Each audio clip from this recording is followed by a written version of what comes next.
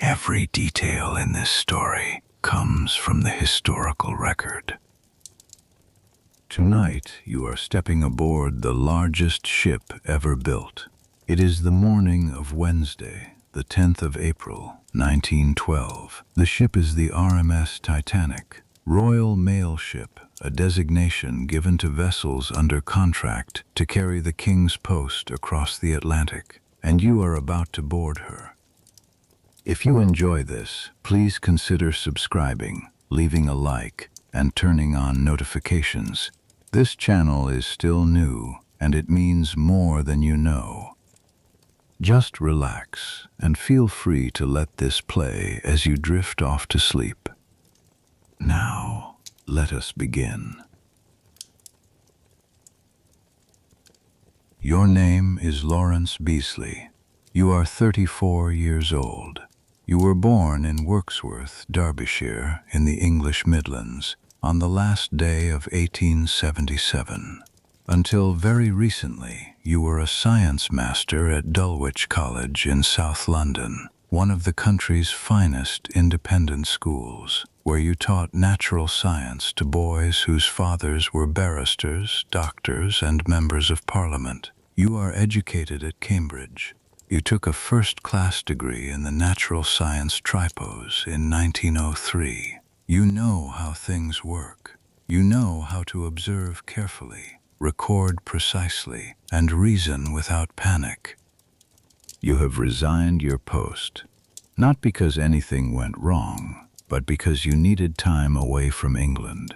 Your first wife, Gertrude, Sissy, you always called her, died 6 years ago of a respiratory illness. She was 27. Your son, Alec, is 8 years old and is being cared for while you travel. You are going to America for an extended holiday, and from there north to Toronto, where your brother lives. It is the kind of journey a man takes when he needs to breathe again. You have paid £13 for your second-class ticket. Ticket number 248698. Your cabin is D56 on D deck on the starboard side of the ship. £13. That is roughly 3 weeks of a skilled craftsman's wages in England in 1912. It is not a small sum, but it is not the world either. Second class on the Titanic is not a compromise. It is a choice made by people who are doing well. Teachers, clergymen, minor professionals, small businessmen, people who live with some comfort but have not yet crossed into the territory where money stops being counted. The upper class, 5% of Britain, do not count money. The middle class, 15%, count it carefully. You are middle class in the truest sense of the word. Educated, employed, respectable, and aware at every moment of the precise distance between what you have and what others have above and below you. This is England in 1912. It is the last full year of the Edwardian era, though no one knows that yet. King Edward VII died 2 years ago in 1910, and his son George V now sits on the throne. The empire is at its greatest extent, covering nearly a quarter of the Earth's land surface, governing 400 million people across 6 continents. British ships carry a third of the world's ocean trade. The nation believes, without much examination, that it sits at the center of human civilization. And yet, below the surface of that confidence, things are moving. The national coal strike has only just ended. In the first days of April, workers have been striking across Britain. Miners, transport workers, dockers, in what newspapers are calling the Great Unrest. Trade union membership is climbing. The suffragette movement is disrupting Parliament, chaining women to railings, breaking windows, demanding the vote. Something is shifting in the structure of British society, and the people at the top of that structure feel it, even if they cannot name it precisely. You feel none of this urgency this morning. You are on holiday. The boat train from London Waterloo arrives at Southampton Terminus railway station at 9:30 in the morning, and the station is on the quayside alongside the ship's berth. You do not have to walk far from the platform to find her. You see her before anything else registers clearly. She is simply too large for the eye to take in at once. The Titanic is 882 feet long. She is 175 feet from her keel to the top of her funnels. She displaces 46,328 tons. She is the largest movable object human beings have ever built. Standing next to her, you feel the particular disorientation of standing next to something that your mind knows is man-made, but your body cannot process as such. She looks like a building that has been placed sideways on the water. She looks like a cliff face that someone has installed portholes in. Her 4 funnels are cream-colored and black at the tops, and they rise into the pale April sky. 3 of them are functional. The 4th, at the stern, is decorative, added by the designers because the ship looked more powerful with 4 funnels than 3, and the traveling public associated more funnels with more speed and more safety. The 4th funnel serves the kitchens and provides ventilation to certain lower decks. It is a beautiful lie. You pick up your bag and join the second-class boarding queue. Third-class passengers are already on board. They were the first to embark, and before they were allowed onto the gangway, they were examined by a doctor on the dock for any sign of trachoma, an eye disease that causes blindness and that American immigration authorities refuse entry to those who carry it. A man was turned away this morning. He had come a long way. He did not get on board. Over half the third-class passengers do not speak English as their first language. They are emigrants, mostly from Ireland, from Scandinavia, from Lebanon, from Eastern Europe, crossing the Atlantic in search of something they cannot find at home. Between 1901 and 1910, 11 million people emigrated to America. The Titanic is carrying some of them. You are not one of them. You are going for a holiday. The passengers board through separate class entrances. This is not cruelty. This is just the way the world is organized in 1912. Class is not primarily about wealth in England. It is about breeding, education, manner, occupation. Money can help you move from one class to another, but it takes a generation or 2 before the new class accepts you fully. You speak in a certain way. You carry yourself in a certain way. You attended Cambridge. These things mark you as clearly as a uniform. You walk through the second-class entrance and follow the passageway down to D-deck. Your cabin, D56, is a 2-berth room. You have it to yourself. The walls are paneled in white-painted steel. There is a washstand, a writing desk, a wardrobe. The berths are fitted with proper mattresses, not the straw-filled pallets that cross-Atlantic passengers endured a generation ago. There is a porthole. Through it, you can see the dockside receding as your eyes adjust to the dimensions of the room. You set your bag down and sit on the edge of the berth. The ship does not feel like it is going anywhere yet. It feels entirely still. The engines are running somewhere far below. You can feel them as a very faint vibration in the metal frame beneath you, like a heartbeat in a very large body. But there is no sense of movement, no sense of urgency. You sit in the quiet and listen to the sound of other passengers settling into their cabins along the corridor. This ship was not built quickly or cheaply. She was constructed at the Harland and Wolff shipyard in Belfast at a cost of approximately £1.5 million. the equivalent at current rates of somewhere near £150 million in today's money. She took 26 months to build. At the height of construction, 3,000 men worked on her simultaneously. Before she was finished, 6 of them died, killed in accidents on the scaffolding, in the machinery, in the dangerous work of bending steel at scale. Their names were not printed in the newspapers alongside the launch announcements.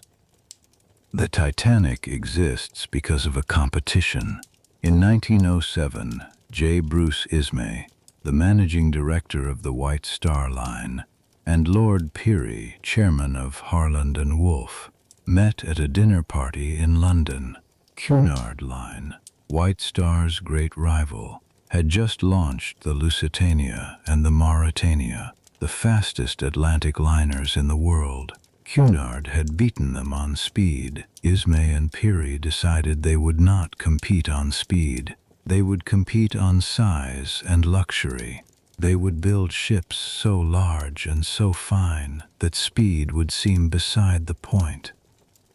The result was the Olympic class, 3 ships, Olympic, Titanic, and Britannic, to be built in sequence.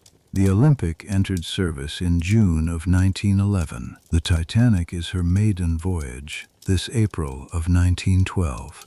The Britannic is not yet finished.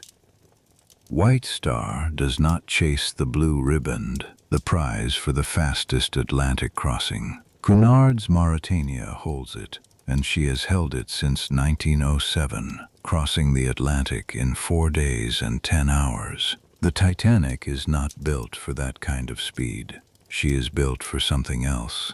She is built for the experience of the crossing itself, for the sensation of traveling in such comfort that the ocean feels like a minor inconvenience rather than an obstacle. You will feel this in your cabin. You will feel it in the dining saloon. Just before noon, you feel the very first movement. It is not dramatic. It is a barely perceptible shifting of weight, a slight change in the quality of the stillness. Far below, 6 tugs are maneuvering the Titanic out of berth 44, pulling and pushing her enormous hull sideways into the river Test. You go up to the deck. The crowd on the dock is enormous. Thousands of people line the quayside, families of the crew, curious Southamptonians, journalists, dock workers who have paused in their labor to watch. When the ship's triple-toned whistles sound, the noise is immense, and the crowd replies with cheering that you can hear even over the machinery. The Titanic begins to move. And then something happens that no one expected. As the ship's 3 massive propellers begin to churn the water, the displacement they create, the enormous wash of a 46,000-ton hull moving through a confined channel, causes a suction in the water around the nearby vessels. The USMS New York, a smaller steamship moored ahead along the ship's path, begins to swing outward. Her mooring ropes, thick steel hawsers, snap one by one with sounds like cannon fire. 6 of them break in sequence. The New York, free and unpowered, swings toward the Titanic's stern with her hull broadside. You watch this from the deck. You watch the gap between the 2 ships narrow to approximately 4 feet before a tug manages to get a line on the New York and drag her back. 4 feet, the breadth of a doorway. If the tug had been 30 seconds slower, the Titanic's maiden voyage would have ended before she left the harbor. The delay costs an hour. Departure, originally noon, is pushed to 1 o'clock.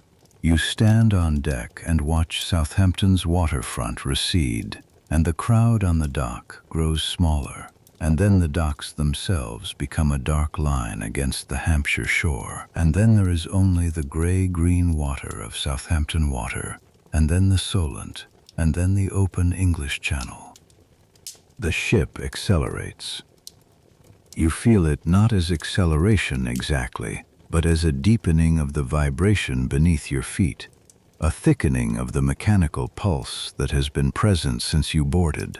The Titanic is powered by two four-cylinder reciprocating steam engines, each driving one of the outer propellers, and one low-pressure Parsons turbine driving the central propeller. The combined output is approximately 51,000 shaft horsepower. This machinery occupies the lowest decks of the ship in a space the size of a cathedral. 269 furnaces consume 825 tons of coal per day at full speed, shoveled by hand by a team of firemen and trimmers working 4-hour shifts around the clock in the temperature of a forge. You do not see any of this.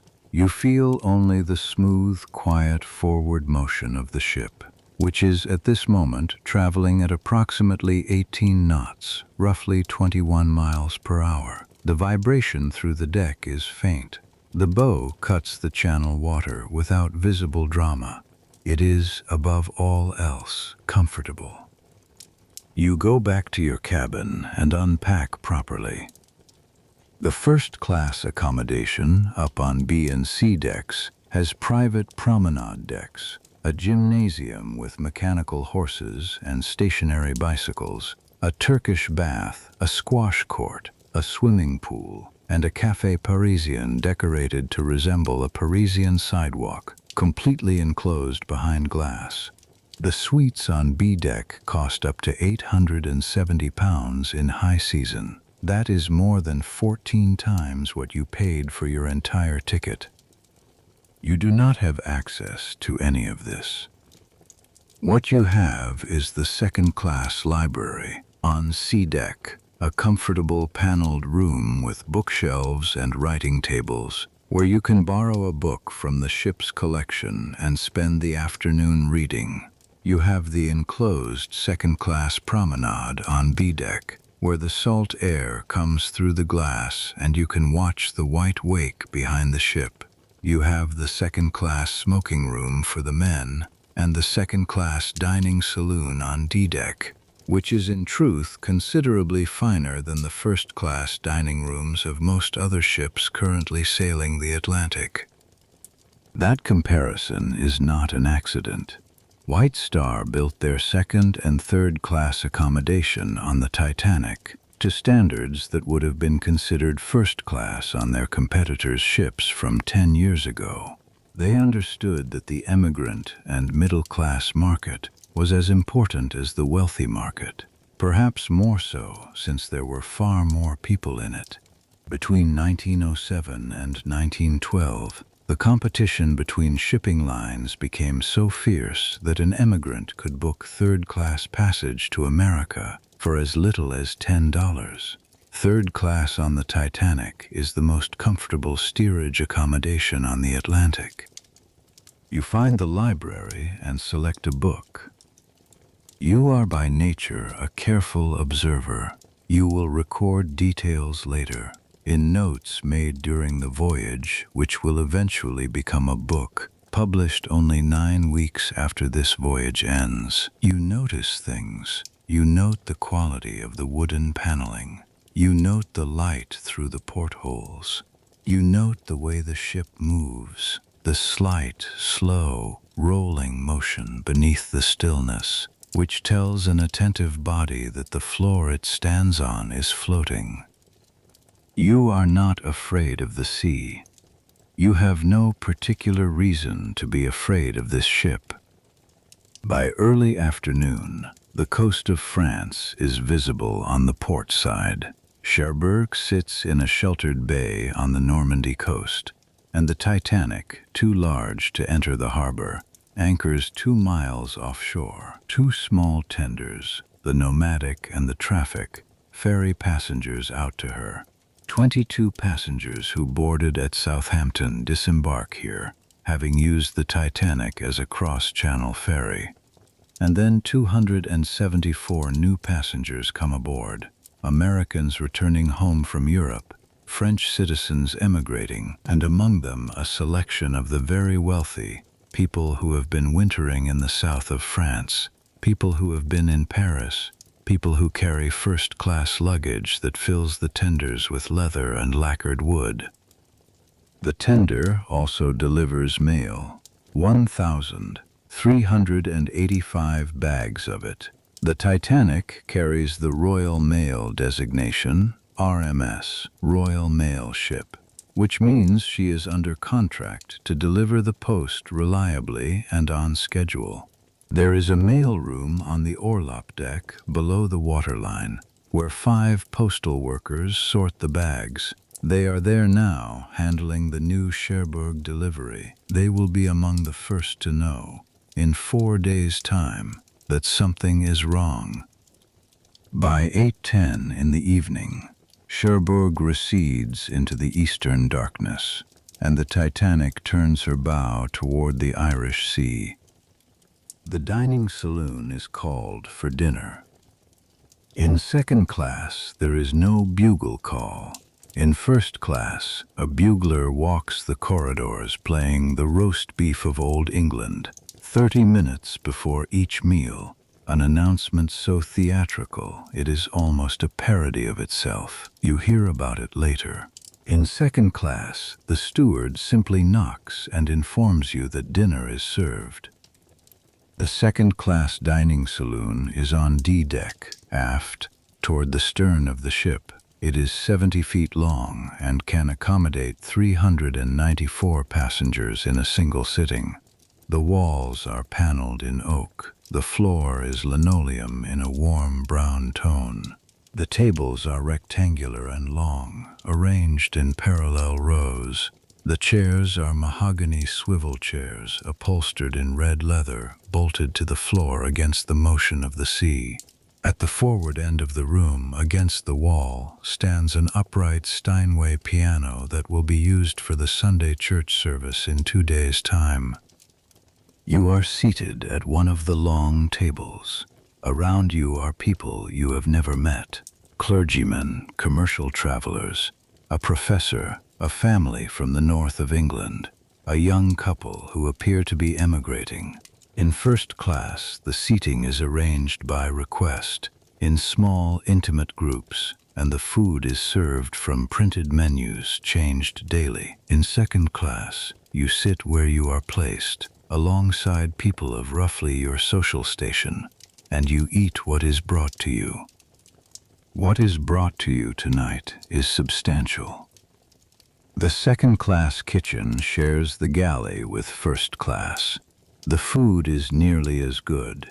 Tonight, the menu includes consommé, baked haddock in a sharp sauce, curried chicken and rice, spring lamb with mint sauce, roast turkey with cranberry sauce, and for dessert, plum pudding, wine jelly, coconut sandwich biscuits, American ice cream, assorted nuts, fresh fruit, and cheese.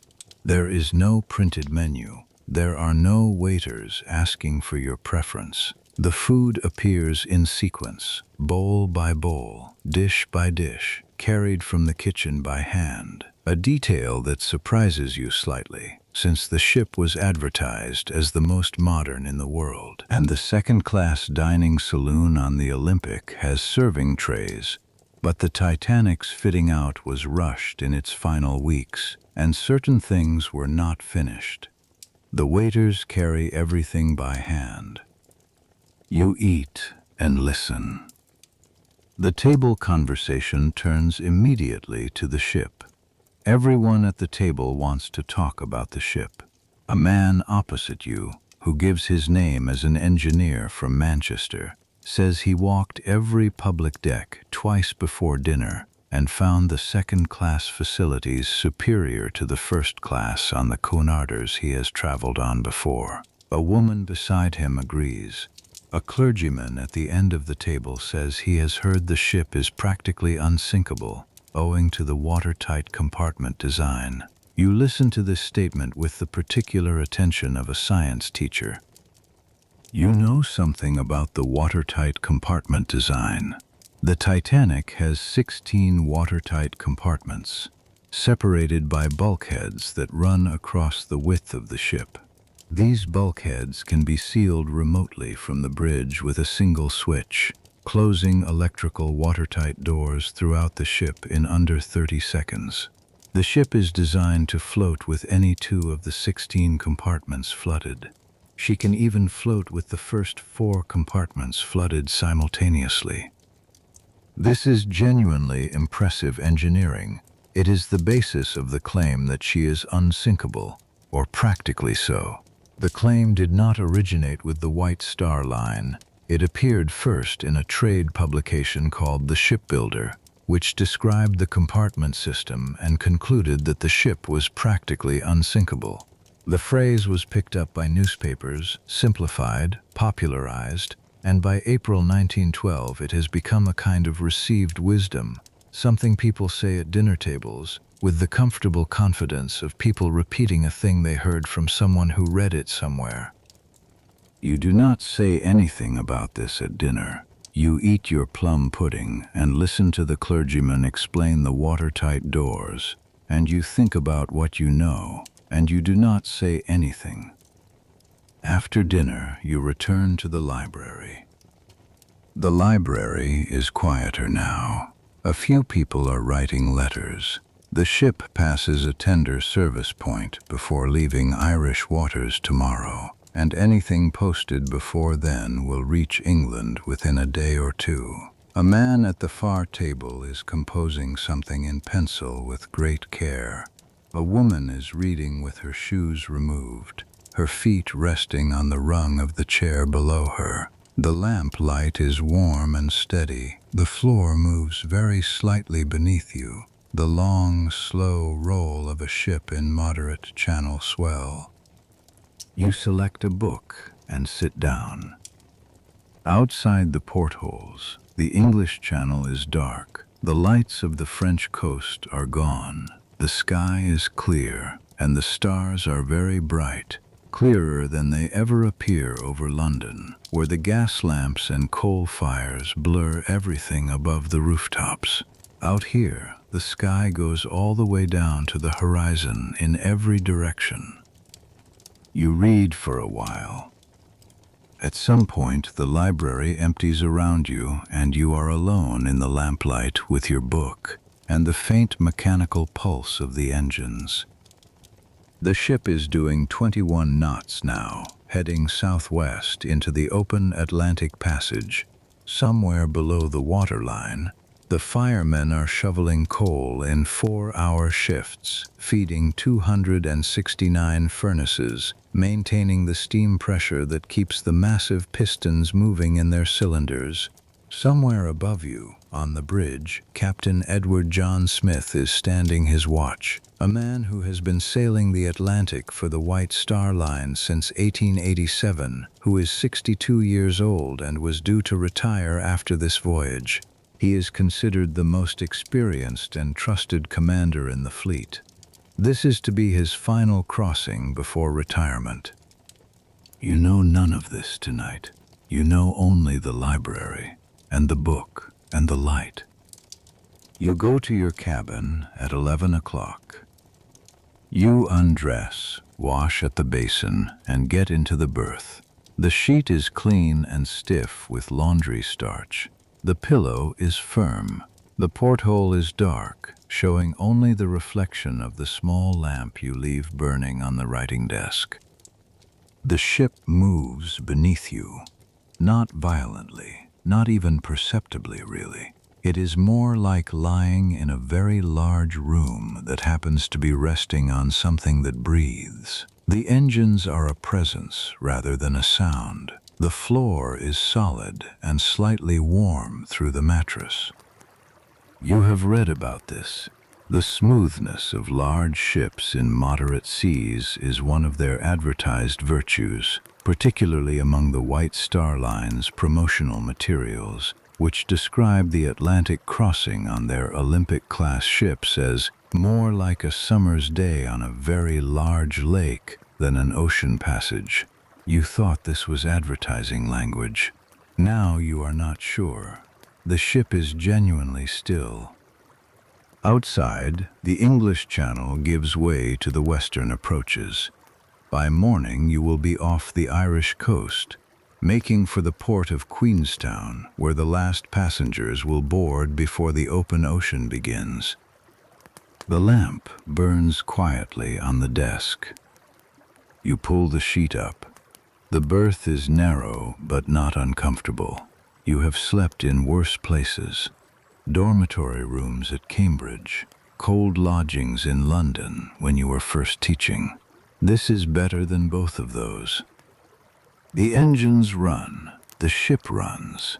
Somewhere in the Atlantic, several days away, the city of New York is going about its night, completely unaware that you are crossing toward it. You close your eyes. The darkness behind them is very gentle. The motion beneath you is very slow. The sound of the engines is a hum at the lower edge of hearing. You are asleep within a few minutes. You wake before 7. The light through the porthole is pale and gray, the particular flat light of early morning over open water, with no land to interrupt the horizon and no buildings to cast shadows. You lie still for a moment in the berth, listening. The engines are the first thing you register. They are not loud. They are a continuous, low, even vibration. Less a sound than a physical fact, a presence in the hull beneath you and in the air around you.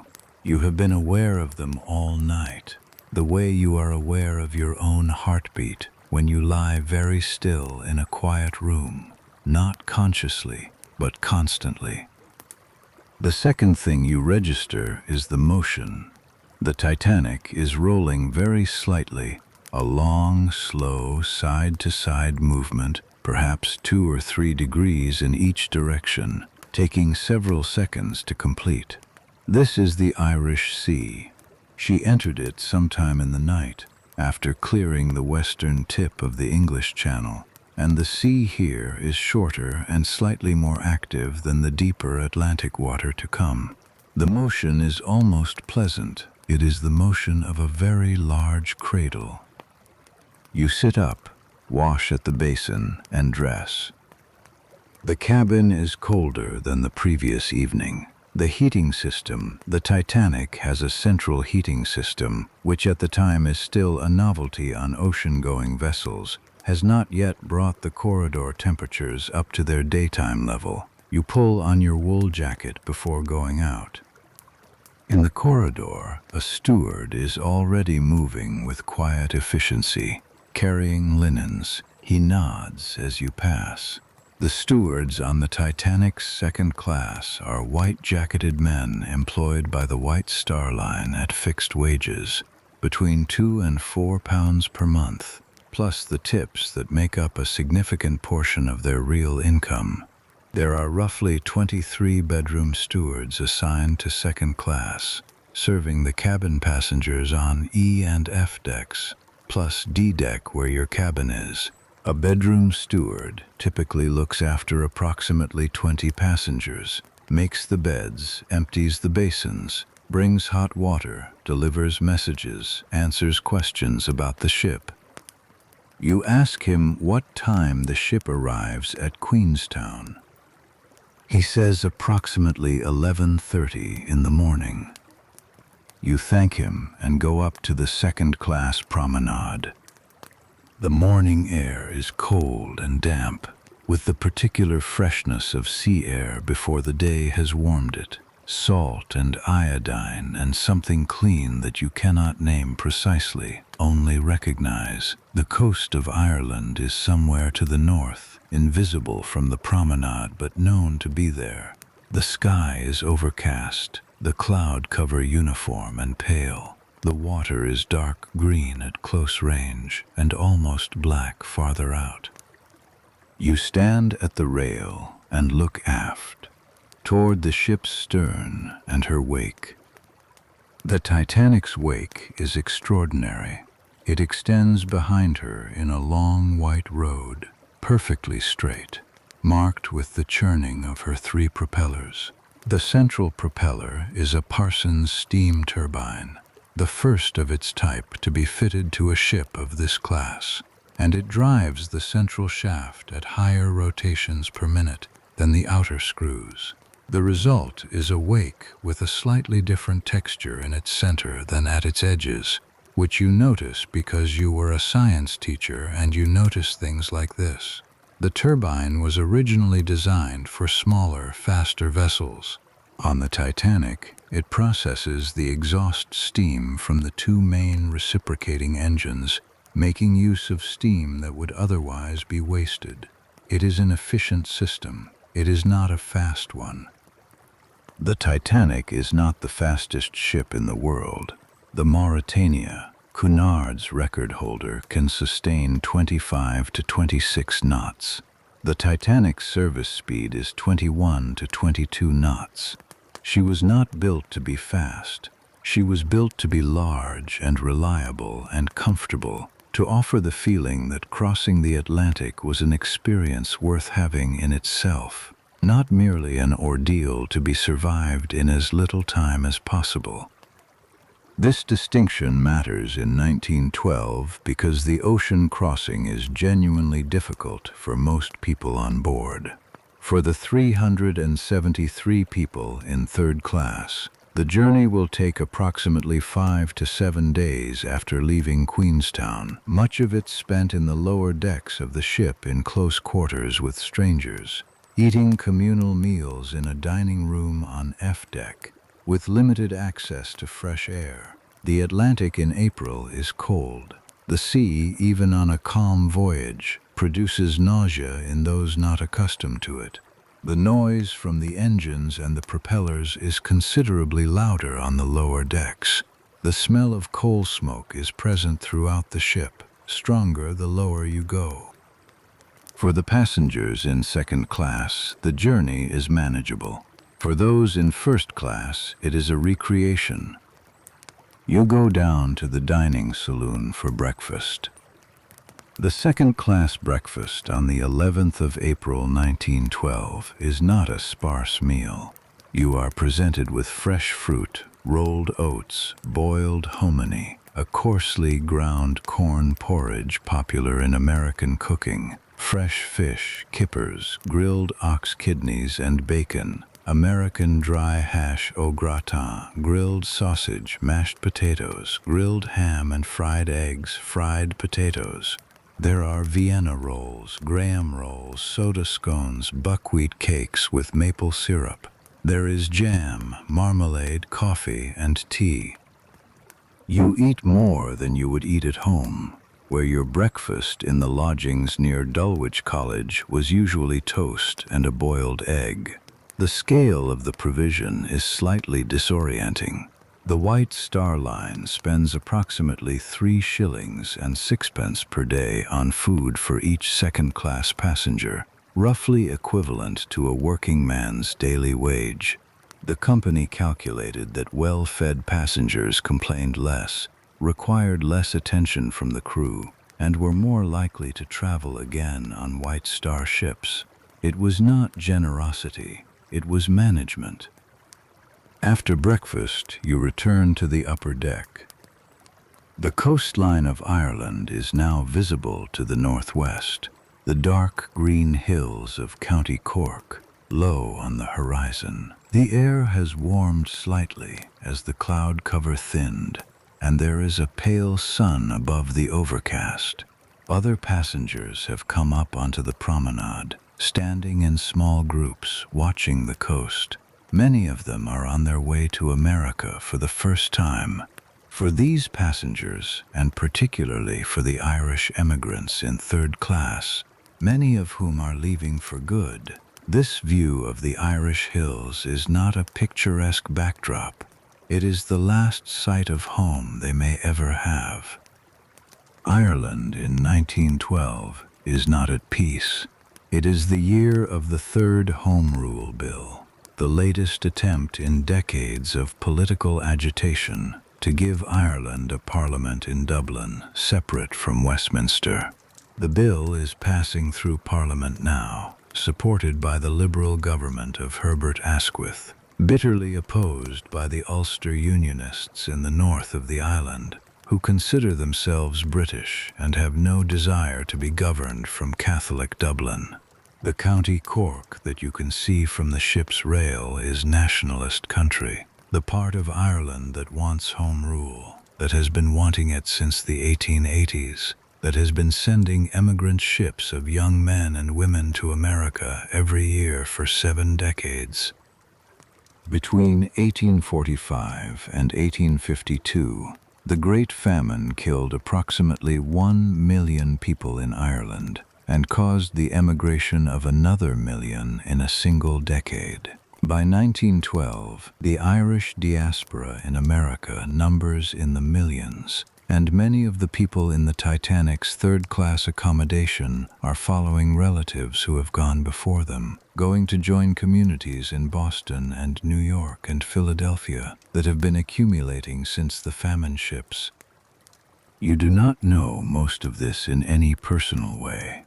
You are English, Cambridge educated, traveling for a holiday, but you observe the people around you. There is a man in third class who has been permitted briefly into the second class area to speak with his wife through the gate that divides the class accommodations. You see this from the promenade. The two of them are standing on opposite sides of a locked gate, speaking through the bars in low voices. She in second class, he in third. Presumably she has the better ticket for a reason you do not know. They are speaking with evident affection. He reaches his hand through the bars, and she takes it. The gate is not symbolic. It is a physical barrier. It is, in the language of 1912, simply the correct arrangement of things. By 11:30, the Titanic drops anchor approximately 2 miles offshore from Queenstown, now known as Cove, on the southern Irish coast. The harbor is too shallow for a ship of her draft to enter safely. 2 small tenders, the PS Ireland and the PS America, make the trip from the Heartbreak jetty to the ship, carrying passengers and mail. You watch the tenders approach from the deck rail. 7 second-class passengers board at Queenstown, and 113 in third class.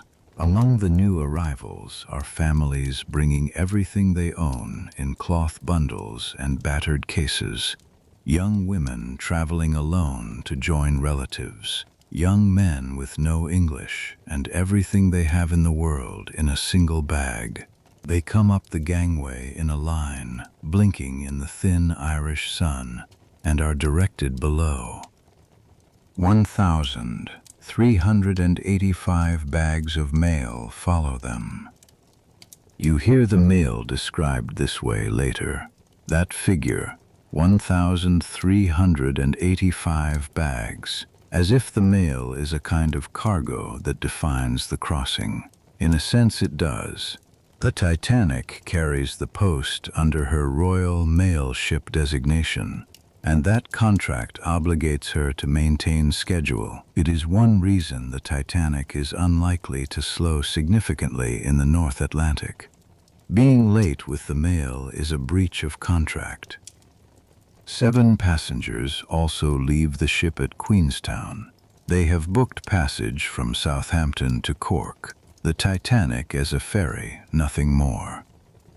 Francis Brown is among those who disembark at Queenstown. He is a Jesuit scholastic, a student priest who has spent 2 days aboard on a first-class ticket, a gift from his uncle. He has a camera. Over the 2 days of the voyage from Southampton to Queenstown, he has taken photographs of the ship, the passengers, the crew, the decks. He has photographed things no one else thought to photograph: the gymnasium equipment, the first-class staircase, a child playing on the boat deck. He is ordered off at Queenstown by his religious superior in Dublin, who has received a telegram from him asking permission to continue to New York. The telegram came back: "Get off that ship." He takes his camera and gets off the ship. The photographs Francis Brown took in those 2 days are now among the most important visual records of the Titanic that exist. Everything he photographed, the ship, the interiors, the faces of people on deck, is gone within 4 days of him stepping onto the Queenstown tender. At 1:30 in the afternoon, the Titanic raises her anchor. You feel it rather than hear it, a change in the quality of the vibration beneath your feet as the machinery engages, a deepening of the engine sound. The ship begins to move west, and the coast of Ireland begins to slide behind the stern, and then there is only the open Atlantic ahead of you. You watch the Irish hills until they become a low, dark line, and then until they become a shadow, and then until the horizon is empty in every direction. The last time most people on this ship will see land. You do not know this. You go back to the library. The Atlantic crossing in April 1912 is, by the standards of 1912, a modern achievement. Human beings first crossed the Atlantic in steam-powered vessels only in 1819, and even then the crossing took 29 days and required sail assistance for most of the voyage. By 1907, the Mauretania could cross in 4 days and 10 hours. The Titanic, on her current schedule, is expected to arrive in New York on the morning of Wednesday, the 17th of April, 7 days after leaving Southampton, 5.5 days after leaving Queenstown. The distance from Queenstown to New York is approximately 2,800 miles. The Titanic is traveling west at 21 knots, which means she covers approximately 500 miles of open ocean in each 24-hour period. At this pace, she will pass south of the Grand Banks of Newfoundland on Sunday night or early Monday morning. You do not think about any of this. You think about your book. The second-class library is well stocked for a ship's library. The collection includes novels, histories, travel writing, and a selection of scientific texts, the latter placed there partly because the demographics of second-class travel include a disproportionate number of teachers, clergymen, and educated professionals. You are reading a history of the Levant, which you picked up yesterday and have been working through steadily. It is a comfortable book, not challenging, but interesting enough to fill the afternoon pleasantly. Around 2 o'clock, you go out to the promenade and find a deck chair. The White Star Line charges a small fee, 6 pence a day, for the use of a deck chair. You pay this without much thought. 6 pence is not a significant expenditure for a man of your income. You settle into the chair with your book, and the North Atlantic air washes over you, and the ship cuts steadily westward. The Atlantic in April is not warm. The air temperature is somewhere around 7 or 8 degrees Celsius, cold enough for a coat and wool gloves, cold enough that you can see your breath in the shade of the funnels, but in the sun, such as it is, and out of the wind, the temperature on the promenade deck is almost pleasant. Several other passengers are in deck chairs near you, an elderly couple, a woman reading with a woolen rug over her knees, a young man asleep with his hat over his face. The ship's wake trails behind you, white and churning and absolutely straight. You read for an hour. In the afternoon, you walk the ship. Second class on the Titanic occupies the middle section of the vessel, amidships and toward the stern. On D, E, F, and G decks, you have access to the second-class promenades, the library, the smoking room on B deck, and the dining saloon on D deck. The aft end of the boat deck, the highest deck, is also open to second-class passengers. You do not have access to the first-class areas, which occupy the forward and central sections of the ship. You know they are there because you can see them.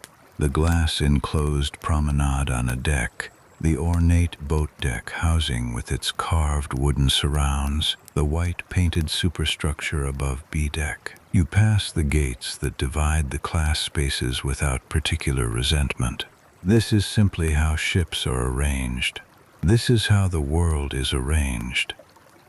Third class is farther aft than you and also forward in the bow section, and they have even less freedom of movement than you do.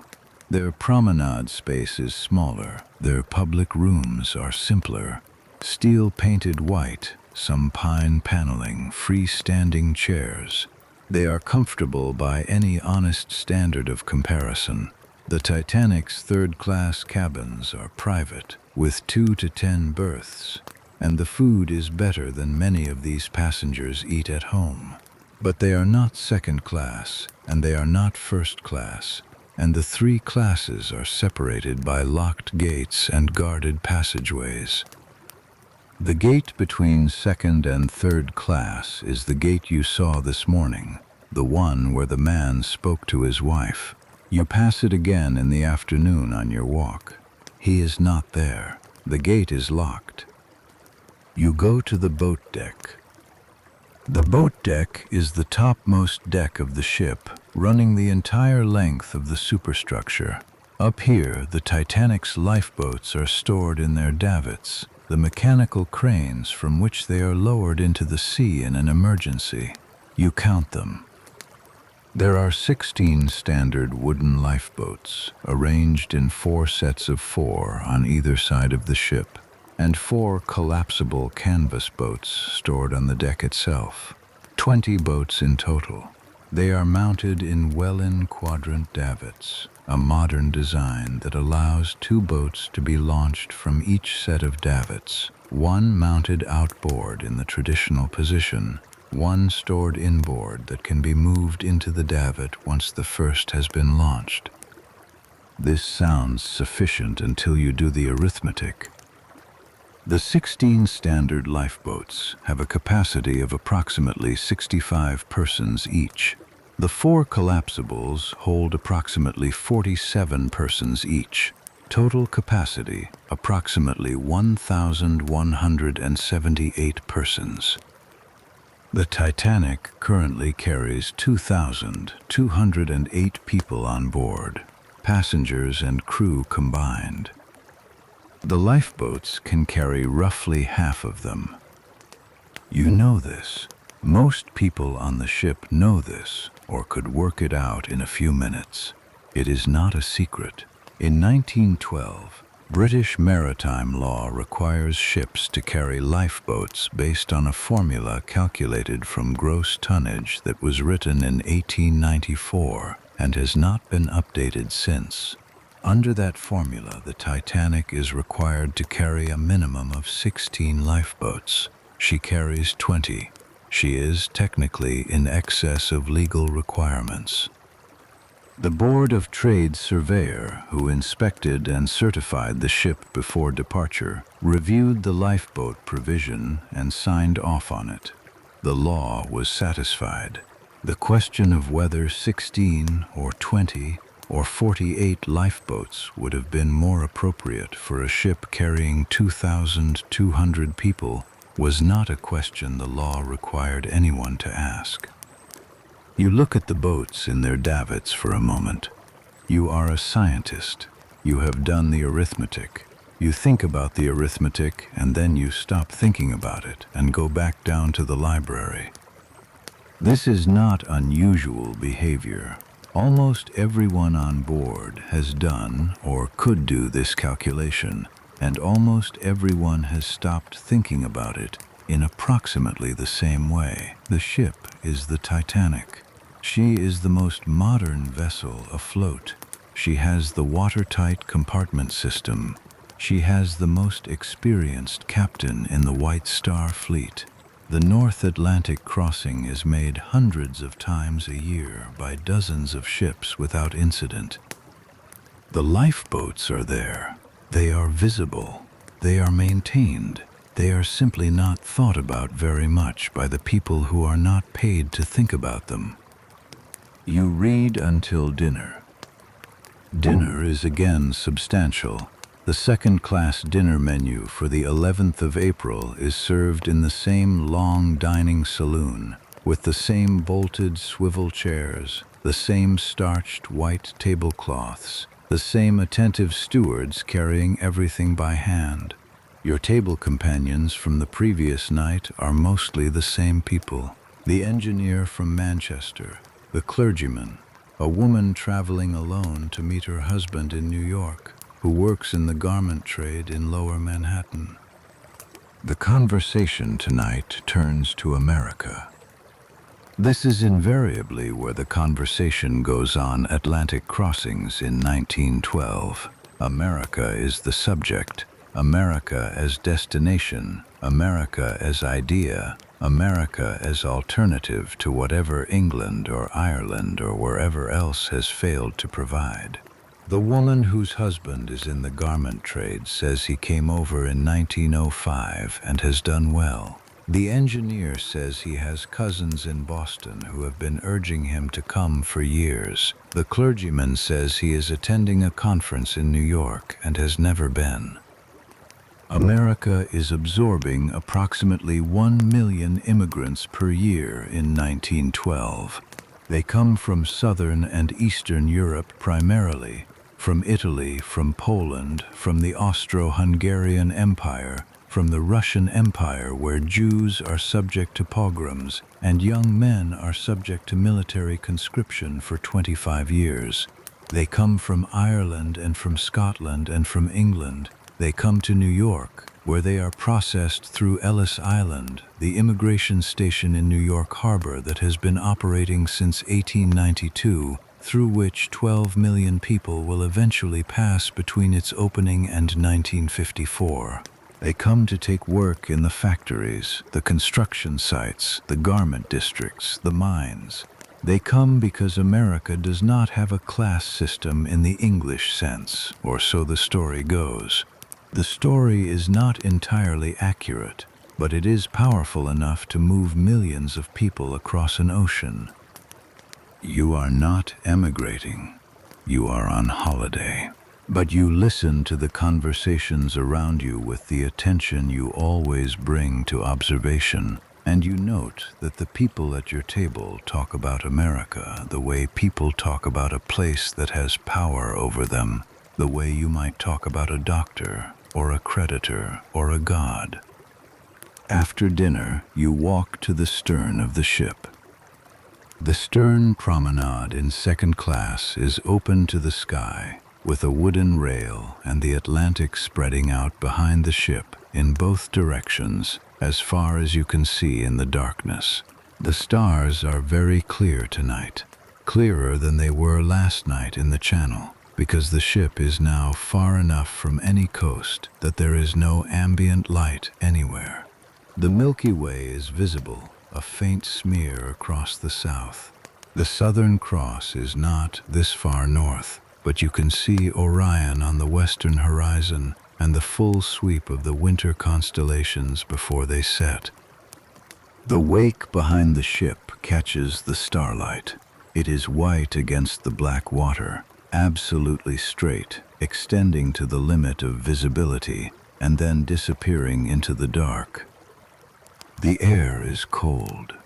You can feel it on the back of your hands and on your face, but your coat keeps the rest of you warm enough. A few other passengers are standing at the rail, a young couple standing close together, not speaking, watching the wake, an older man smoking a pipe, his collar turned up.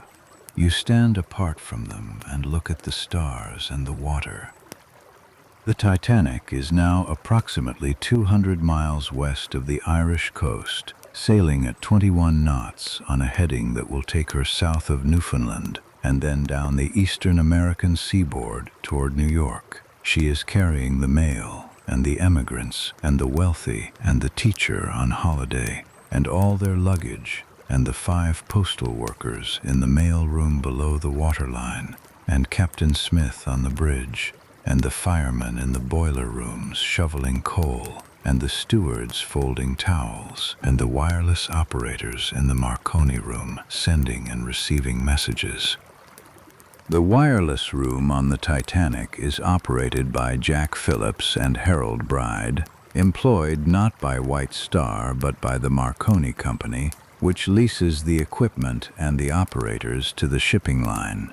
They send private passenger messages, telegrams from wealthy passengers to their families, business communications, social notes, and they relay official weather and navigation information between ships. The wireless has a range in these early days of approximately 400 miles in daylight, more at night when the signal travels farther without atmospheric interference. The Titanic's equipment is more powerful than most ships of her class, able to send and receive over greater distances. The wireless is a new technology in 1912. Guglielmo Marconi sent the first transatlantic wireless signal in 1901, just 11 years ago. The idea that ships at sea could communicate with each other and with shore stations in real time is so recent that the protocols governing its use are still being worked out. There is no international agreement yet on which frequencies to monitor, which distress signals to use, how to prioritize different kinds of messages. The operators on many ships switch off their receivers at night to sleep. Some ships do not have wireless at all. You do not think about the wireless tonight. You think about nothing in particular. You stand at the stern rail and look at the stars and the water and the wake, and the cold air on your hands tells you simply that you are outside and alive and far from London, and that this is enough. You go inside after a while. Back in the library, the room is quieter now. Two people are playing cards at a corner table. A woman is writing letters by the lamp, pressing hard with her pen as the ship moves. You sit and open your book, but you find you are not really reading. You are only looking at the words while your eyes rest. By 10 o'clock, you go down to your cabin. You wash and undress and get into the berth. The ship is moving smoothly, smoother than last night, now that you are in the open Atlantic and the Irish Sea's shorter chop has been left behind. The ocean here is deep and wide, and the waves are long. The long, slow swells of the mid-Atlantic that roll in from thousands of miles away and pass beneath the hull with a movement that is less rocking than breathing. The engines run. They are always running. They are the constant underneath everything. Tomorrow is Friday. The ship will have been at sea for 2 full days. You will wake to the same gray Atlantic light, the same salt air, the same dining saloon, the same library, for the next 3 days until New York. This is your world. 650 feet of steel and wood and brass fittings on 46,000 tons of hull, crossing a 2,000-mile ocean at 21 knots under the command of a man who has been doing this for 25 years. You close your eyes. The ocean rolls beneath you. It has been rolling for 46 million years before this ship, and will roll long after she is gone. You do not think this tonight. You only feel it, the slow, immense, patient motion of the water beneath the hull. The lamp on the desk is still lit. Somewhere above you, the deck chairs are folded and stacked for the night. The smoking room is emptying of its last card players. The stewards are doing their final rounds of the corridors, checking that nothing needs attention before the night deepens fully. In the wireless room, Jack Phillips is still at his instrument, sending a backlog of passenger messages into the dark Atlantic air. The stars outside the porthole are very bright. You cannot see them from the berth. You only know they are there because you saw them an hour ago from the stern rail, the Milky Way across the south and Orion setting in the west. You wake to a changed quality of light. The porthole shows a sky that is brighter than yesterday, still gray, but a brighter gray. The cloud cover thinner and higher, with a quality of pale, diffused sunlight coming through it that is different from the flat overcast of the Irish Sea. You lie in the berth for a moment and feel the ship. She is moving steadily, with the long, slow rhythm of the open Atlantic. The Irish Sea's shorter chop is gone. Out here the ocean has room to build its swells over thousands of miles, and they arrive beneath the hull in long, gradual undulations that the ship absorbs without drama. The engines are as they always are. They are the constant.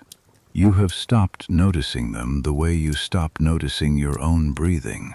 They are present, always present, and only the absence of them would make you aware. You dress and go up to breakfast. The corridor on D deck is already active. A steward is making his rounds, knocking on cabin doors with the particular rhythm that means hot water is available in the corridor bath. This is the daily routine. The bath stewards prepare the shared bathrooms from early morning, heating the seawater, not fresh water, which is too precious to be used for bathing, in the copper-lined tubs on the lower decks. To use the bath, you make a reservation with your bedroom steward the evening before, who passes it along. The tubs are cleaned between each use by the bath attendant. The whole arrangement is more formal than anything you have at home, which is, now that you think about it, the point. In second class, shipboard life is conducted with a ceremony slightly beyond what you would normally afford. The second-class dining saloon is already half full when you arrive. The routine of shipboard life establishes itself quickly. By the third day, people have found their preferred seats, their preferred breakfast times, their preferred companions. You are not a particularly social traveler, but you are a good conversationalist when it is called for, and the table you have occupied since Tuesday has acquired a loose group of regular diners whose company you find agreeable. The woman traveling to join her husband in New York is named Mrs. Ada Clark.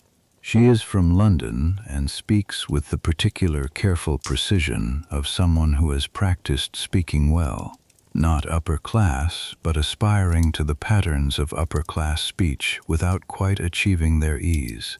Her husband works in the garment district on Lower Manhattan. She has not seen him in 14 months. She is going out in advance of a decision not yet made, whether to stay in America or to bring him back to England. And you can see in the way she talks about New York that she does not know yet what she wants the answer to be. The engineer from Manchester is called Mr. Howard Irwin. He has wide, reddened hands and the habit of buttering his bread with great thoroughness, covering every millimeter of the surface before taking a bite. He is traveling to visit cousins in Boston who have been urging him to consider emigrating. He says this with a measured neutrality that suggests he has not yet decided how he feels about the idea. The clergyman is the Reverend Ernest Carter. He is traveling to attend a conference of the Methodist Episcopal Church in New York. He is an alert, mild-mannered man of about 50, with the habit of asking a question and then listening to the answer with such evident interest that you find yourself saying more than you intended. These are the people at your table. You have learned them in the way you learn people on trains and ships, in fragments over meals, in the accumulation of small details rather than the delivery of histories. By Friday morning, you know them well enough to exchange remarks without formality, and not well enough to know what is true about them. Breakfast is fruit, Rolled oats, kippers, eggs, you eat steadily. After breakfast, you go to the second-class library. The library is your territory on this ship. You spend more hours here than anywhere else, reading in the mornings, writing in the afternoons, occasionally sitting with a cup of tea and watching the other passengers through the porthole when concentration fails. The room has become familiar. You know which chairs are most comfortable, which lamps provide the best reading light, which corner is quietest. You have borrowed 2 books from the ship's collection so far, and are partway through a third. On the 12th of April, the sea temperature is around 55 degrees Fahrenheit, cold but not approaching freezing. The air temperature on deck is somewhere in the low 50s, and with the wind created by the ship's forward motion, it feels colder. You have taken to wearing your wool gloves on the promenade deck and keeping your collar turned up. The North Atlantic in April is not hospitable to prolonged standing around outside, which is why you appreciate the library.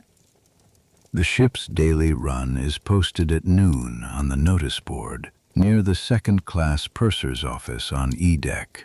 This is a shipboard tradition, the calculation of how far the ship has traveled since the previous noon, posted for all to see, a small performance of transparency and efficiency. Passengers in all classes bet on it. You do not bet on it, but you read it. From Southampton on the morning of the 10th to Cherbourg and the start of the Atlantic run, the Titanic covered the preliminary legs efficiently.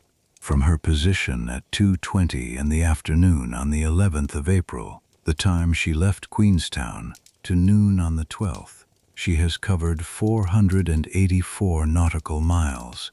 This is her first full day's run on the open ocean, and it is a respectable number, slightly below her expected daily average of 500 to 520 nautical miles, partly because she spent the first few hours of the morning in the Irish Sea at reduced speed.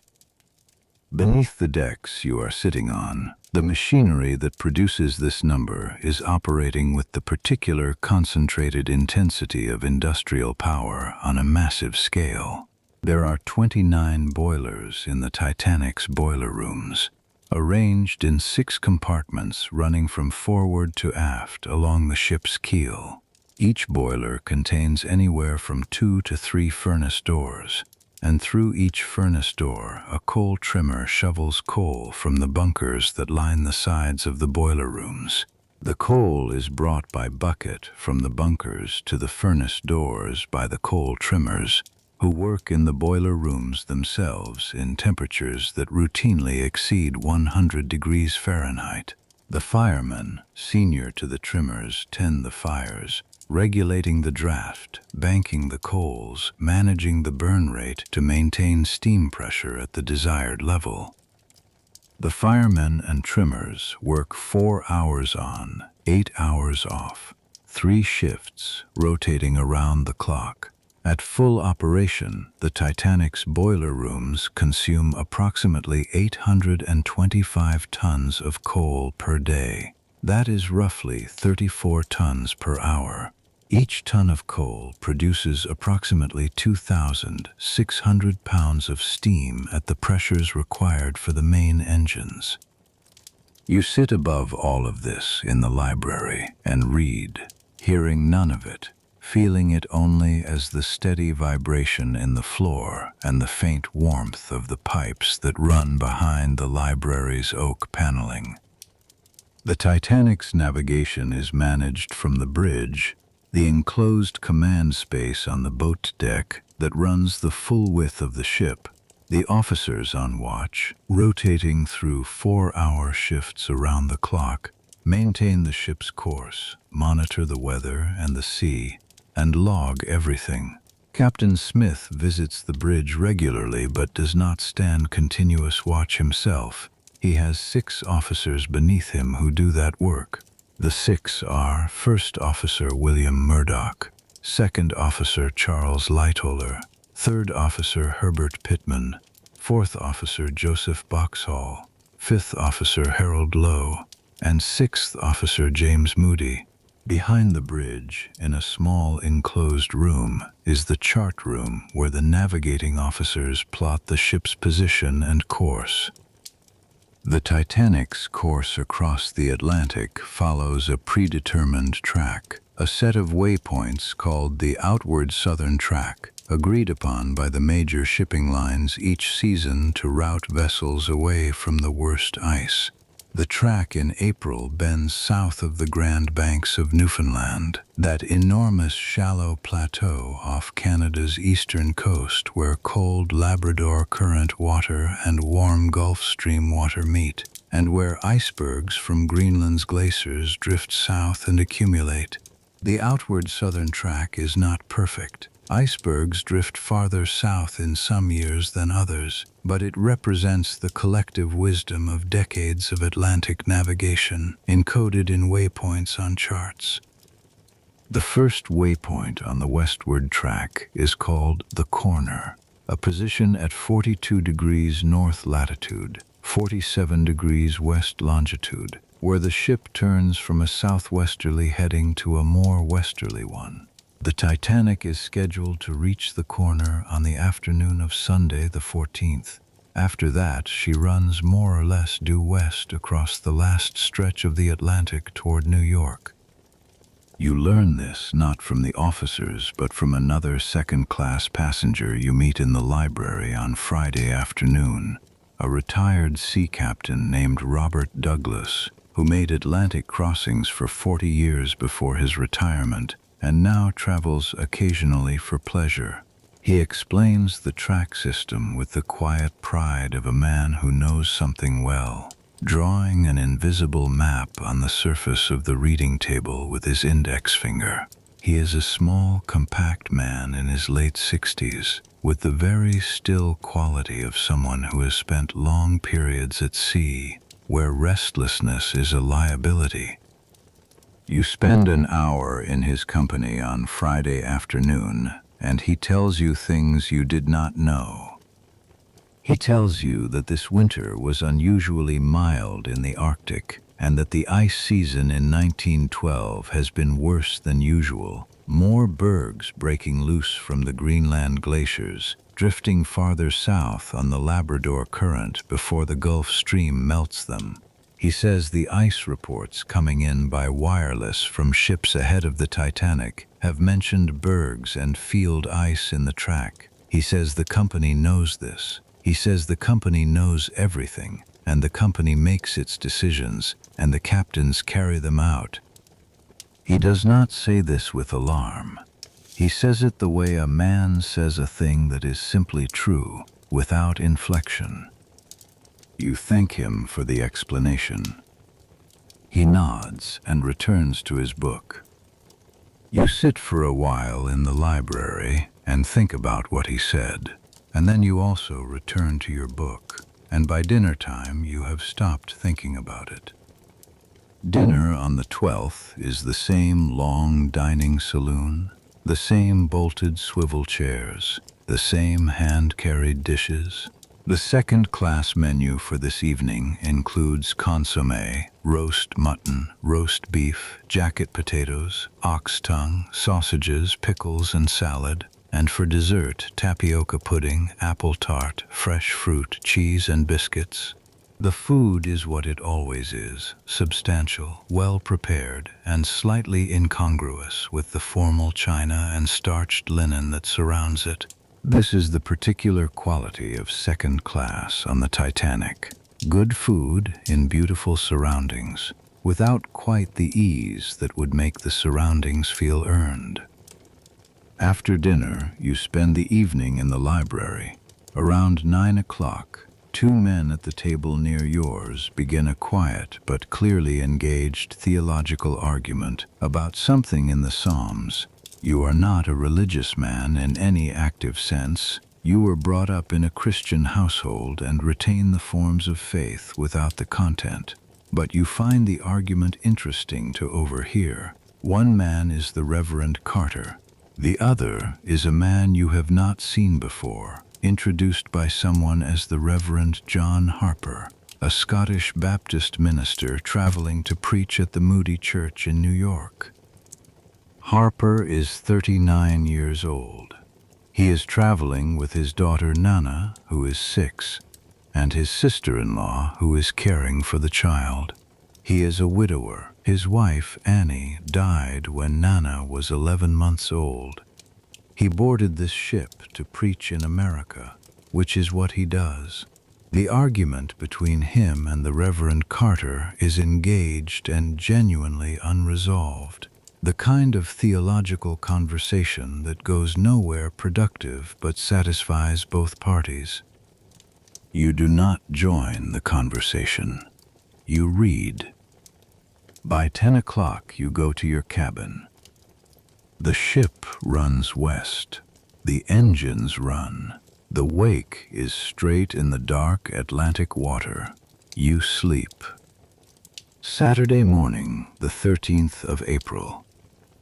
The weather today is the best yet. The cloud cover has thinned to scattered patches, and there is real sun, thin, pale, April sun, coming over the horizon from the east and catching the white foam at the bow. The wind is moderate from the northwest, and the sea has a light chop on the surface of the longer swells. The air temperature on deck is in the mid-50s Fahrenheit. For this latitude and season, this is favorable. You can feel, stepping out onto the promenade, the particular pleasure of open air that you do not quite get indoors. The noon daily run is posted 519 nautical miles since noon on the 12th. This is a better number. The ship has found her rhythm.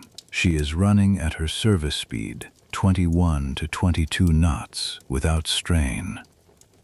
Precisely at noon, the officers on the bridge take their sun sights with sextants, and the navigator plots the ship's position on the chart.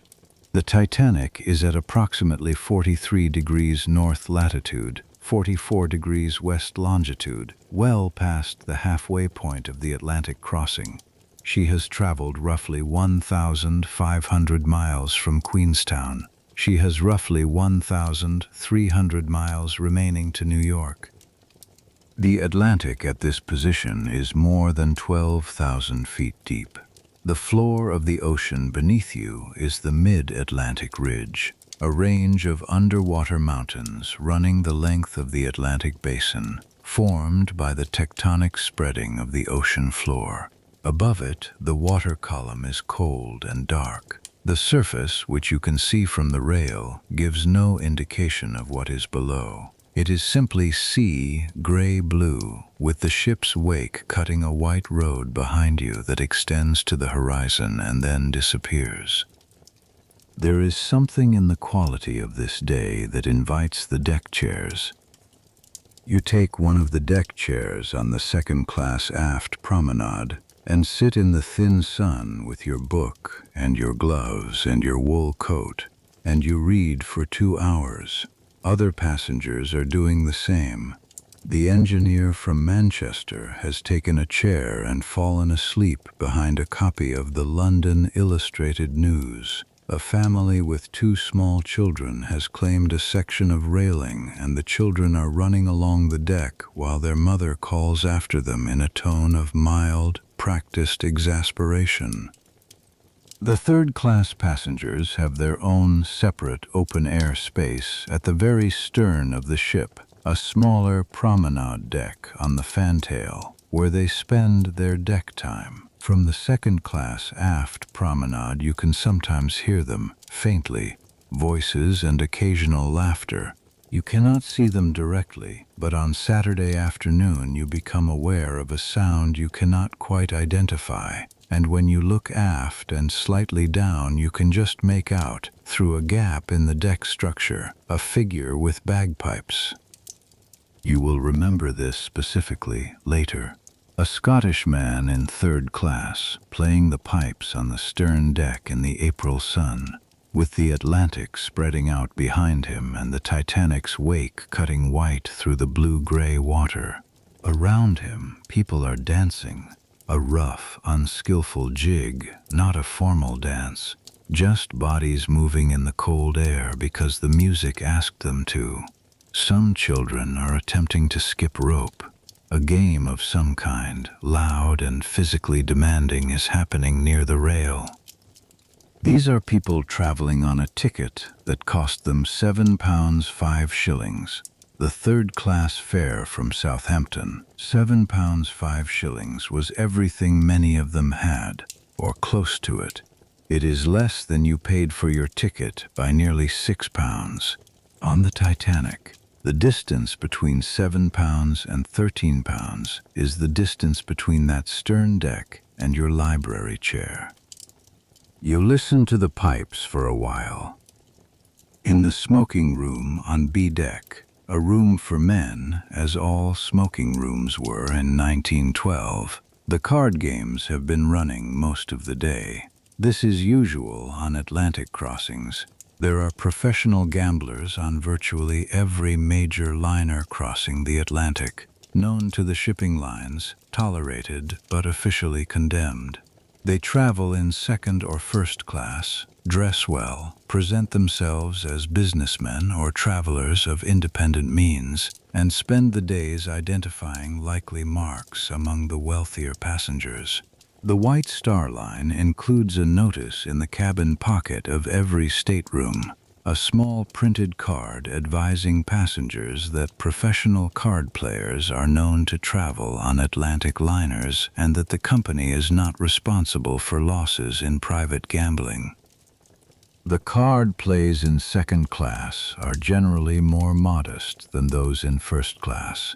The amounts at stake are the amounts that middle-class men on holidays can afford to lose, and in some cases cannot. The games are primarily whist and poker, and they run from late morning through the evening with varying players.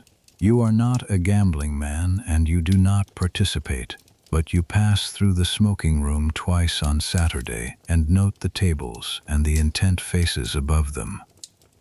This is a kind of life that the ship creates, a temporary world with its own routines, its own social geography, its own cast of recurring characters.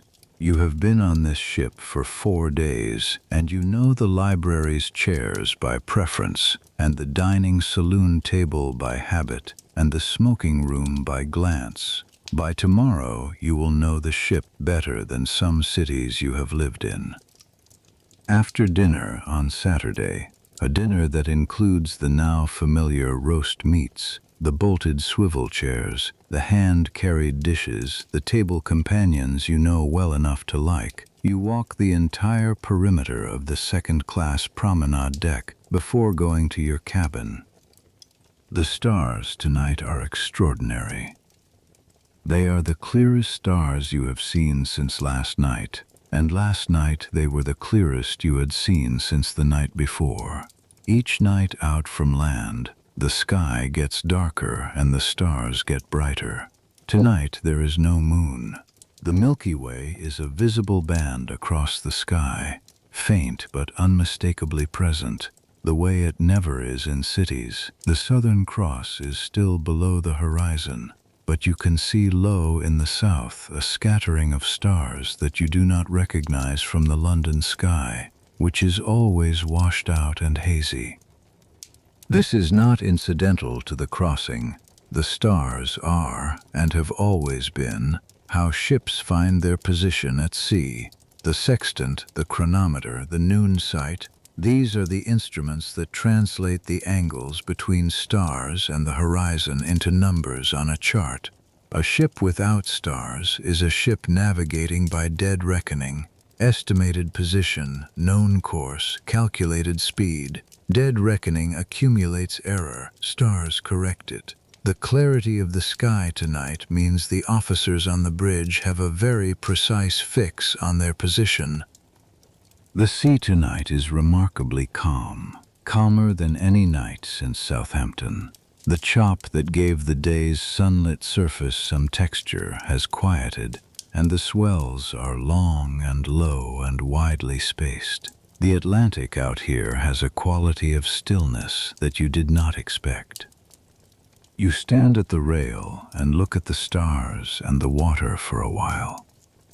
The ship is running at 22 knots tonight, a little above her usual service speed. You can feel it in the vibration of the rail beneath your hands, which is imperceptibly sharper than it was yesterday. The officers on the bridge are watching the position calculations with some interest. The Titanic is performing well. She is, by all observable measures, exactly what she was designed to be. A large, comfortable, reliable ship crossing the Atlantic on schedule. Tomorrow is Sunday. There will be a church service in the second-class dining saloon. Captain Smith will conduct the first-class service himself in the first-class dining saloon, following tradition. The service includes the hymn, Eternal Father, Strong to Save, the Royal Navy hymn, known among seamen as the Sailor's Hymn, with its plea to the God of the sea, O hear us when we cry to thee, for those in peril on the sea. You do not think about the hymn tonight. You stand at the rail and let the cold air settle on your face and hands, and after a while you go inside, and the door closes behind you, and the warmth of the corridor is immediate. Somewhere below your feet, in the coal bunkers of number 5 boiler room, a fire that has been burning since before the ship left Belfast finally goes out. It was extinguished by the coal trimmers and firemen who have been working to trace it and smother it since the voyage began.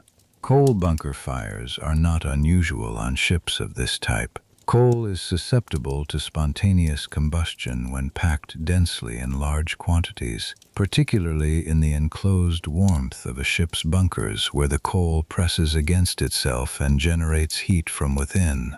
When a bunker fire is discovered, the standard procedure is to shovel the burning coal directly into the furnaces, using it as fuel, which simultaneously extinguishes it and removes it from the bunker. This particular fire, while it required sustained attention from the trimmers over the past week, was never a threat to the ship's watertight integrity or her structural strength. The coal around it was removed and consumed. The fire simply stopped. No one tells the passengers. There is no reason to. It is the kind of ordinary operational matter that ships manage without comment. Like a stuck valve or a loose fitting, the passengers are paying to cross the Atlantic in comfort, not to receive reports on bunker management. In the wireless room, Jack Phillips and Harold Bride are working their evening shift. The Titanic's wireless equipment, a Marconi Type 2 set, among the most powerful installed on any ship afloat, is sending and receiving on a frequency of approximately 500 kHz, the standard maritime frequency of the era. At this time of night, with the atmospheric conditions favorable and no daylight absorption of the signal, the Titanic's wireless can reach across the Atlantic.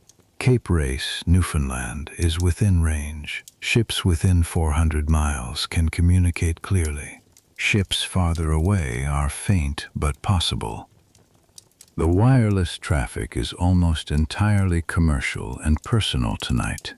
Passengers' messages, business telegrams, social notes. The volume is significant.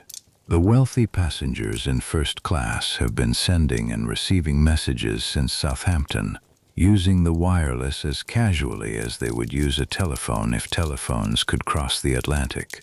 The Marconi operators are paid by the message, beyond their base rate from the company, which gives them a financial incentive to process as much traffic as possible. They process it conscientiously. You go to your cabin and undress and get into the berth. The ship is very smooth tonight, smoother than any night yet. The motion beneath you is barely present, more a sensation of floating than of being carried. You lie on your back and feel the ceiling above you, pale in the dim light from the desk lamp, and you listen. There is no sound beyond the engines, no wind against the porthole, no sound of water. The sea outside is flat enough that the ship's bow cuts it without the usual hiss and percussion of waves at the hull. You are in the mid-Atlantic, on a flat, calm night, in a large, quiet ship, more than 1,000 miles from the nearest significant land. You think about this for a moment. The distance, the depth of water beneath you, the precision with which the officers above you are tracking your position across the face of the ocean. You think about the retired sea captain in the library and what he said about the ice reports coming in from ships ahead. Then you stop thinking about it. There is nothing to be done about it tonight. The ship is running. The officers are watching. The wireless is open. Tomorrow is Sunday, and the ship will be one day closer to New York. And after New York, there is America.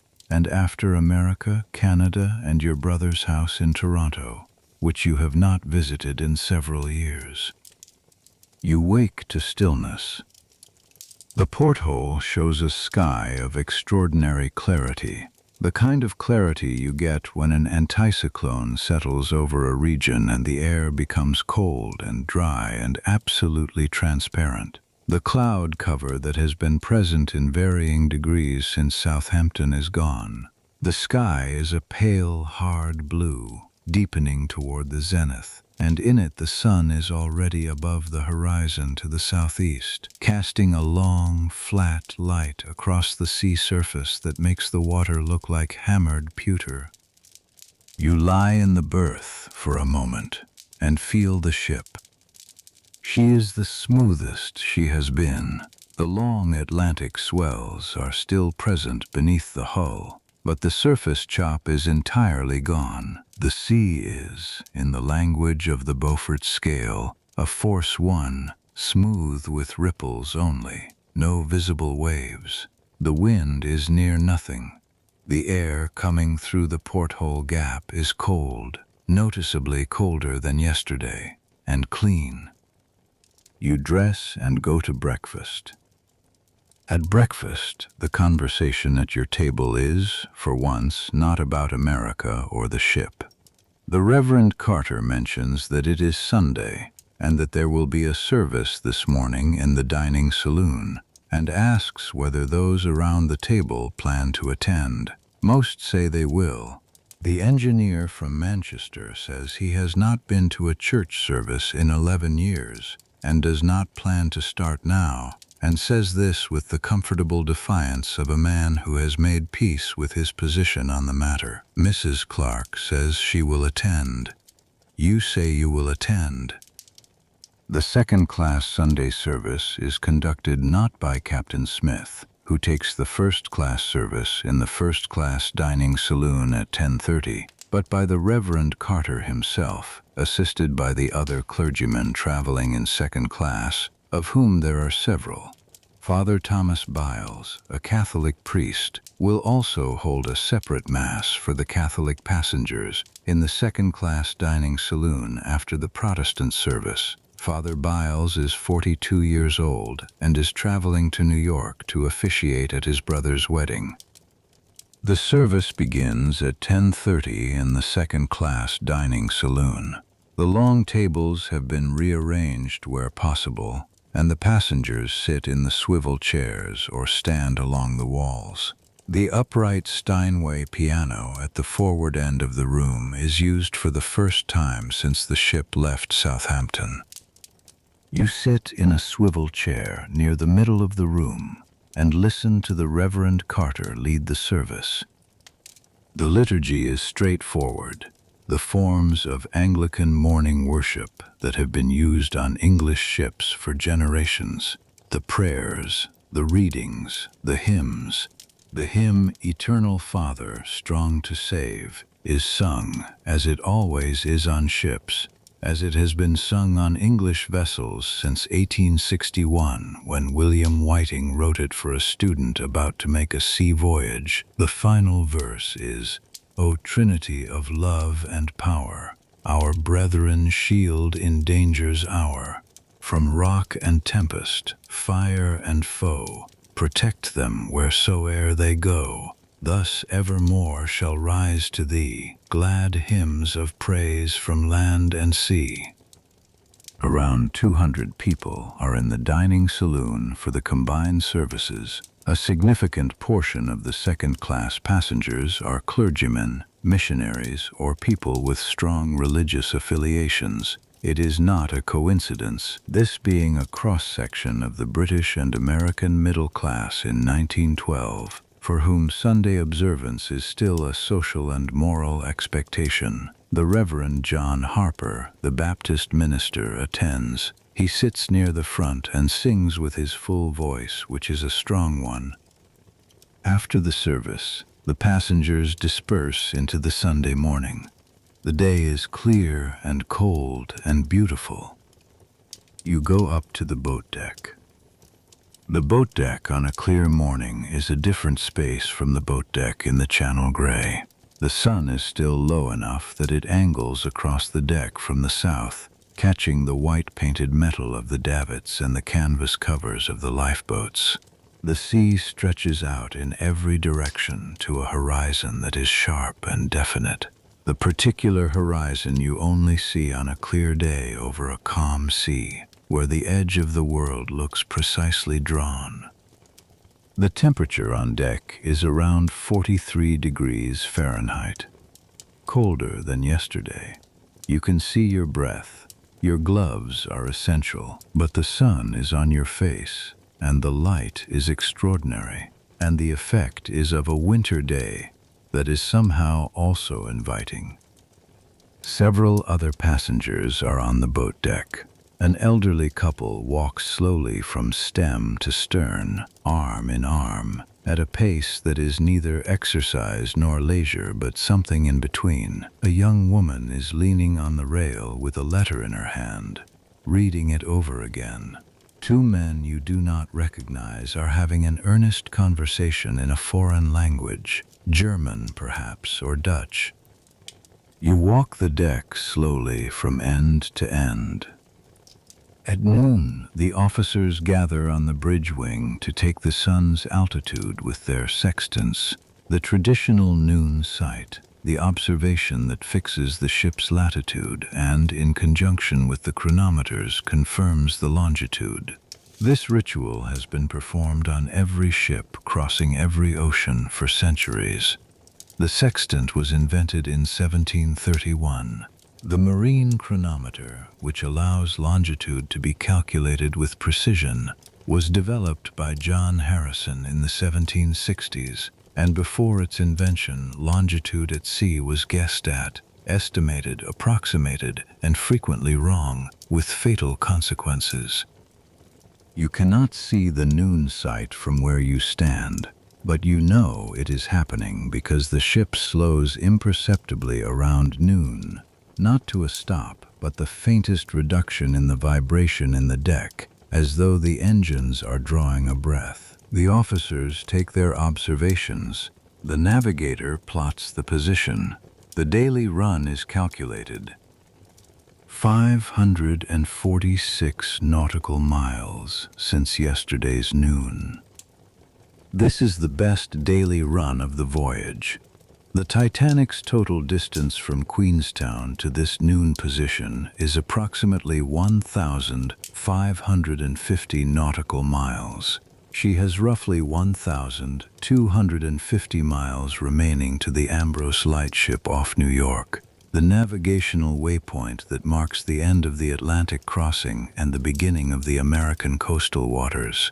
At her current rate, she will arrive Wednesday morning, April the 17th.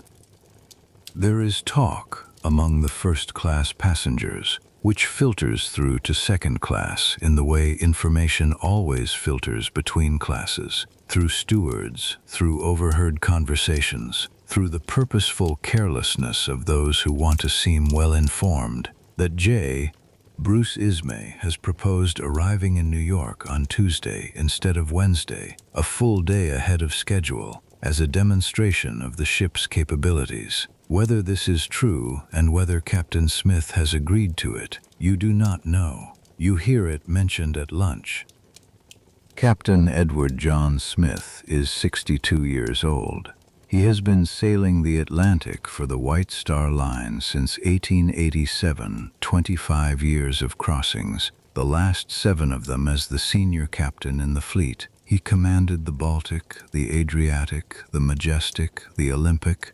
He is the most trusted, most experienced, and most senior commander White Star has.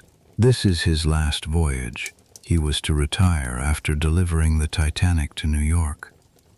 He is on this ship because his retirement had been announced and delayed before, and because the maiden voyage of the Titanic was the kind of occasion that called for the most eminent commander available. The passengers knew his name before they boarded. They felt safer for it.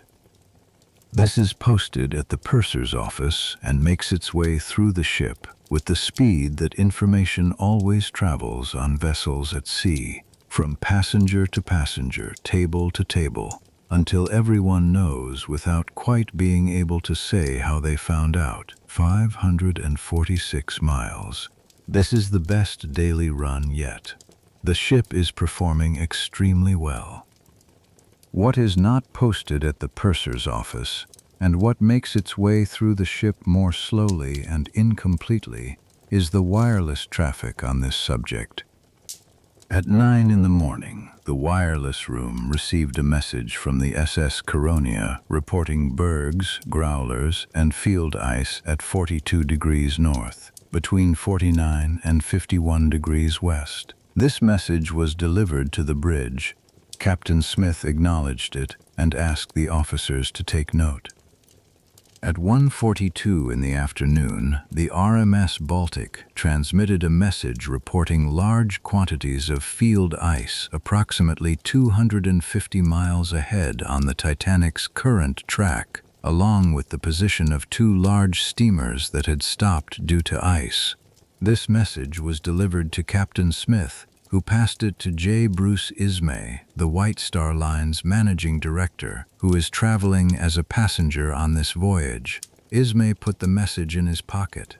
He showed it to 2 passengers at tea that afternoon, almost casually, as a curiosity, before the captain asked for its return and posted it in the chart room at 7:15 in the evening.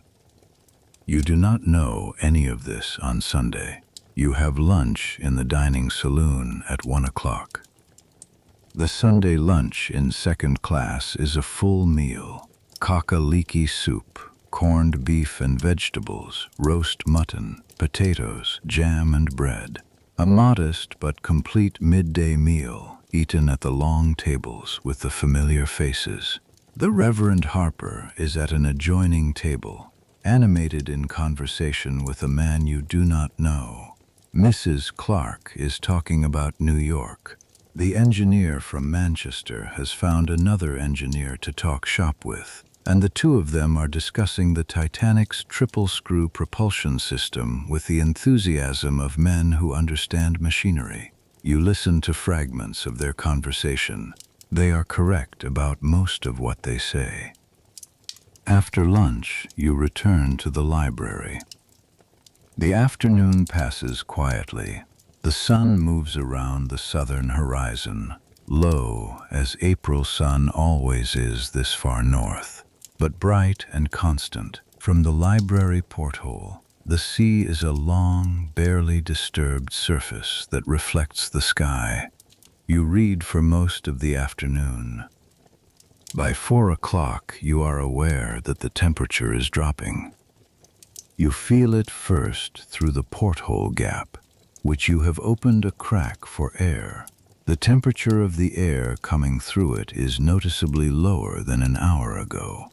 You get up and close the porthole. 15 minutes later, another passenger in the library comments that it has gotten cold suddenly and goes to fetch a heavier coat. By 4:30, the temperature on deck is in the low 30s. By 5:30, it is at 33 degrees Fahrenheit. By 7:30, it will be exactly 33 degrees, just barely above freezing. Second Officer Lightoller, on watch from 6 in the evening, notices the temperature drop. He orders the ship's carpenter to check the fresh water supply. When temperatures fall below freezing, the freshwater tanks can freeze, and a ship's fresh water is its most critical consumable. He orders the deck crew to monitor conditions carefully. What you do not know, sitting in the library, is that this temperature drop of 10 degrees in less than 2 hours is the fingerprint of an Arctic anticyclone moving across the ship's position. The same high-pressure weather system that has given you the beautiful, clear day has brought this cold. It is the signature of a mass of Arctic air that swept down from the north and settled over the North Atlantic, displacing the relatively milder air that has accompanied the crossing since Queenstown. This cold air, combined with the almost complete absence of wind, is producing sea surface conditions that have no parallel in the experience of the surviving accounts. The ocean is becoming a mirror. When water is this cold and this still, it does not display the white caps and surface ripple that allow lookouts to see breaking water at the base of an iceberg from a distance. In normal sea conditions, in any kind of swell, in any kind of wind, icebergs create a visual disturbance around their waterline. The swell breaks against them. The disturbed water is white and visible. A lookout does not need to see the iceberg itself. He sees the disturbed water first, from miles away, and it announces the berg. On a perfectly flat, dark, freezing sea in starlight, there is no disturbed water. The iceberg and the sea around it are the same color, black. The iceberg is dark above the waterline and dark at it. It does not announce itself. It is simply a dark shape, and the sea is dark, and the darkness is complete. In 1912, this is known. The phenomenon of a flat, dark sea masking icebergs from lookout observation is in the maritime literature. It is known to experienced captains the way many things are known, understood in principle, encountered in reality far less often than the principle suggests, and therefore not given the weight it perhaps deserves in operational decision-making. You do not think about this in the library. You think about your book. At 6 o'clock you go up to the promenade for fresh air before dinner, and the cold is immediate and total. Your coat is not quite sufficient. You last 10 minutes on deck and then go back inside. The sea stretching away from the ship is the most beautiful thing you have seen on this voyage, flat and dark and gleaming faintly under a sky that is just beginning to darken toward evening. With the sun near the horizon in the southwest, the light horizontal and gold and very clear. It is very beautiful, and it is very, very cold. Dinner tonight is the same second-class dining saloon, but the atmosphere is somehow more settled than previous evenings. Not quieter exactly, but more domestic. People have been together long enough now that the meals have a different quality. The strangers of Tuesday have become the familiar faces of Sunday. You know the people at your table. You know enough of the larger dining room by sight to nod across the room to people you have passed in the library or on the promenade. On D-deck, just forward of the second-class dining saloon, through a wall and a corridor and a class barrier that might as well be a continent, the first-class dining saloon is also at dinner, a larger, more ornate room decorated in the Jacobean style, with carved, white-painted wood paneling and tables laid with the finest white star-line silver. Captain Smith, on most evenings, dines with selected passengers in the first-class saloon as a social duty.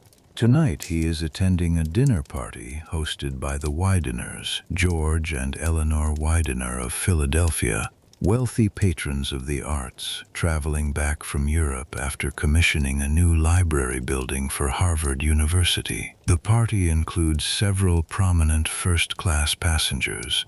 Captain Smith leaves the dinner party at approximately 8:55 and returns to the bridge, where he discusses the weather and the ice reports with Second Officer Lightoller for approximately 25 minutes. At 9:20, he retires to his quarters, telling Lightoller that if things become at all doubtful, he should be called. The second-class dinner for the 14th of April. Consommé with tapioca, baked haddock with sharp sauce, curried chicken and rice, spring lamb with mint sauce, roast turkey with cranberry sauce, green peas, pureed turnips, boiled and roast potatoes. For dessert, plum pudding, wine jelly, coconut sandwich biscuits, American ice cream, assorted nuts, fresh fruit, cheese, and biscuits. You will remember this menu specifically.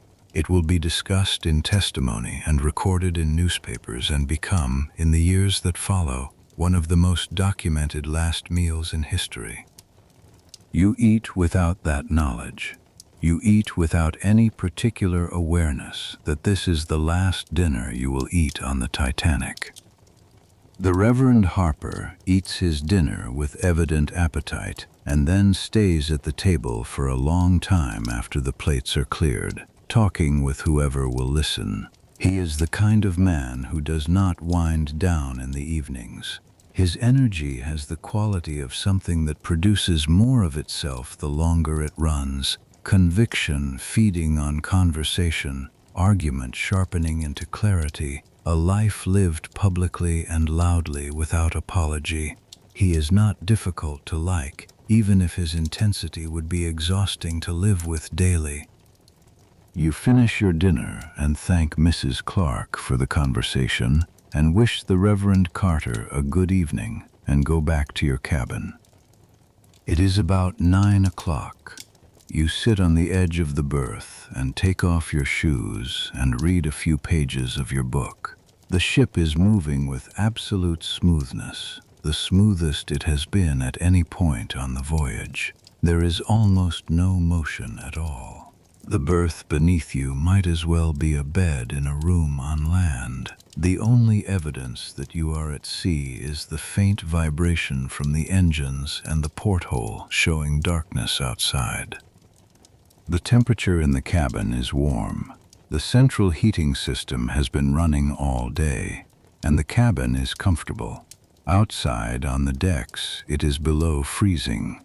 In the wireless room above and forward of you, Jack Phillips is working through a backlog of passenger messages, transmitting them to Cape Race, Newfoundland, where they will be relayed inland.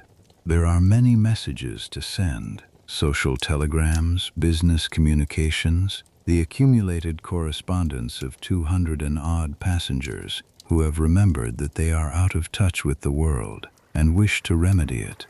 Phillips is focused and efficient and irritated because the wireless equipment broke down this morning and he spent most of the day repairing it, and now he has twice the normal volume of traffic to process. At 9:30, Second Officer Lightoller, on the bridge, orders the lookouts in the crow's nest to watch carefully for ice and to report any ice they see. He also orders that the temperature of the seawater be checked regularly. The crow's nest lookouts tonight are Frederick Fleet and Reginald Lee. They are perched in their iron basket 60 feet above the waterline, in air that is below freezing, watching the dark water ahead of the ship. They do not have binoculars. The binoculars that were assigned to the crow's nest were left in Southampton when the ship changed officers late in her preparation period, and no one has found the locker where they are stored. Fleet and Lee are watching the dark ocean with their naked eyes. At 9:40, the Mesaba sends a message to the Titanic reporting heavy pack ice and a great number of large icebergs in a position that lies directly across the Titanic's current track. Jack Phillips does not deliver this message to the bridge. He is working through his commercial traffic backlog and the Masaba's message, which was not preceded by the prefix MSG, Master's Service Gram, that would have required him to stop and deliver it to Captain Smith personally, is set aside. It is never delivered. At 10 o'clock, you put down your book. You have been reading without quite concentrating. Your eyes have been moving across the lines of text, but your mind has been elsewhere, in that loose, half-formed way that precedes sleep. The lamp on the desk is the only light in the cabin. The porthole shows the complete darkness of a moonless night on the open Atlantic. At 10:55, the Californian, a small cargo steamer from the Leyland Line, is stopped in the ice field approximately 19 miles to the north of the Titanic's position. She has been stopped since 10 o'clock, unable to proceed. Her wireless operator attempts to contact the Titanic to warn her of the ice. The Titanic's position and the Californian's are close enough that the Californian's signal is very strong, almost painfully loud in Phillips's headphones, which are tuned for the faint long-range signals he has been sending to Cape Race. Phillips, focused on the commercial traffic, sends back, shut up, I am busy, I am working Cape Race." The Californian's operator transmits the warning only partially. Then, at 11:30, the Californian's wireless operator closes down for the night and goes to bed. At 11 o'clock, the temperature of the water is 31 degrees Fahrenheit, 1 degree below the freezing point of fresh water. Salt water freezes at a slightly lower temperature. The sea is perfectly flat. The air is perfectly still. The stars are the brightest they have been on the entire voyage. You are in your berth, very nearly asleep. You will describe this moment later when you write about it. You were reading in your bunk in cabin D56, and the movement of the ship ceased, and you felt what seemed like nothing more than a slight vibration in the mattress and a barely perceptible change in the ship's rhythm. Nothing violent, nothing dramatic, a tremor almost. The kind of thing that might, if you were less attentive, pass unnoticed entirely. You put down your book. At 11:40, the lookout Frederick Fleet, in the crow's nest 60 feet above the water, sees something in the darkness ahead of the ship. He picks up the telephone in the crow's nest and rings through to the bridge. Iceberg, right ahead. The officer of the watch, First Officer William Murdoch, is already moving. The order goes to the helm, hard a starboard. The order goes to the engine room, reverse engines, the great reciprocating engines, each the size of a 3-story building, begin their laborious shift of direction, but they cannot reverse quickly. The ship, 882 feet long, traveling at 22 knots, with the momentum of 46,000 tons behind her, is not a thing that turns quickly. The Titanic's bow begins to swing to port, left, away from the iceberg. She is turning, but she is not turning fast enough. The iceberg passes along the starboard side of the hull, the right side, with a sound that survivors describe variously. A grinding, a tearing, a long scraping sound, like something being dragged along a wall. Others say they heard almost nothing. Some say they felt it only as a slight shudder in the floor. You feel it in your berth as an extra motion, a slight lateral movement, a vibration that passes through the ship in 2 or 3 seconds and then is gone. The Titanic continues forward. She has not been struck head-on. She has been struck along her starboard side. A glancing blow, 90 seconds after Frederick Fleet rang the bell. In the few minutes that follow, you lie in your berth and consider what just happened. The ship is still moving. The engines, which were reversed, have now been stopped, and the vibration that is always present in the hull has changed quality. It is quieter, more irregular, as though something has been paused rather than stopped. You sit up in the berth. You get out of the berth and put on your shoes. What you do not know is this. The iceberg passing along the starboard hull below the waterline buckled and popped rivets along the seams of the hull plating in 5 of the 16 watertight compartments. The openings are not large. Modern analysis shows total opening area of 12 to 13 square feet across a length of nearly 300 feet. But water is now entering all 5 compartments simultaneously. The forward compartments, the mail room, the squash court, the cargo holds, the firemen's quarters, 2 boiler rooms are flooding. Thomas Andrews, the ship's chief designer from Harland and Wolff, who is on board for the maiden voyage to observe the ship in operation, will be called to the bridge within minutes.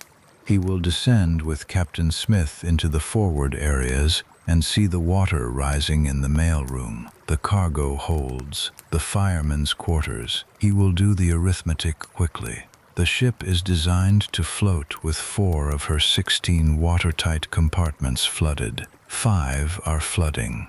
The 5th compartment, Boiler Room 6, has not a vertical flooding through the bulkhead, but overflow flooding over the top of the bulkhead that was not built high enough. The bulkheads that were supposed to contain the water do not go all the way to the decks above them. Water will flow over them one by one, filling each compartment in turn. Andrews will tell Captain Smith that the ship has approximately 1 to 2 hours. 1 to 2 hours. But you do not know this yet.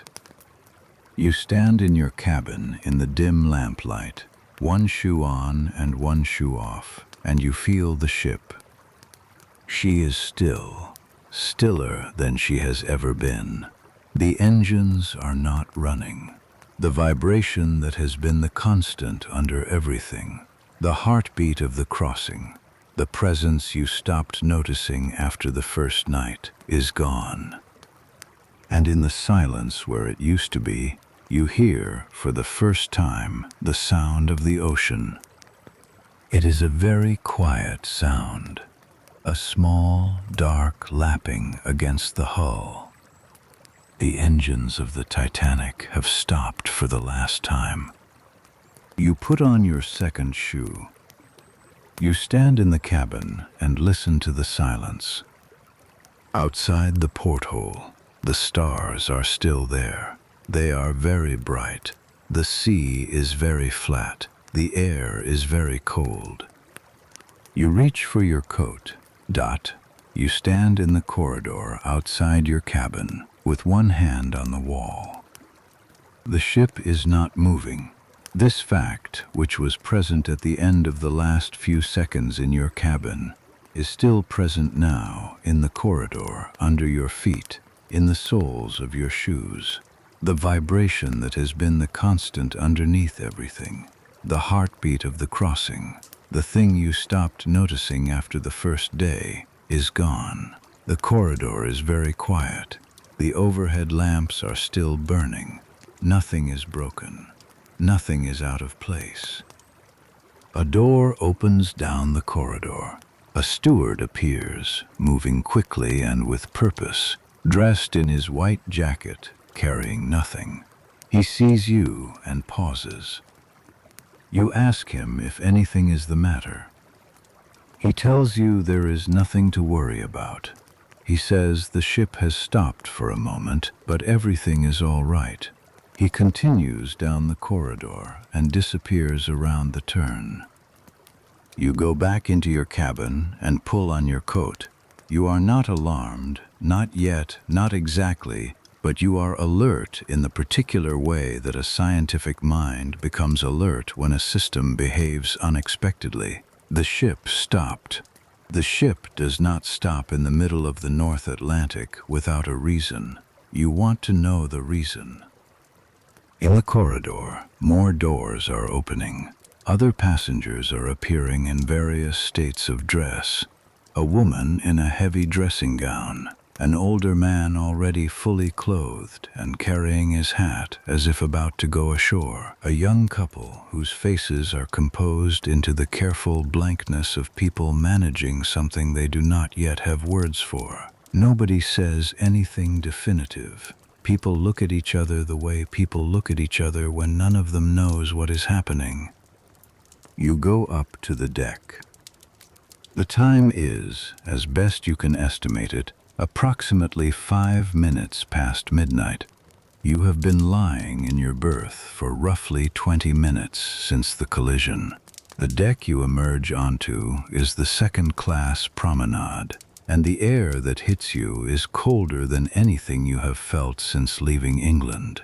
A cold that is not simply low temperature, but a quality of absolute stillness. A cold that has no wind in it, no movement, only depth.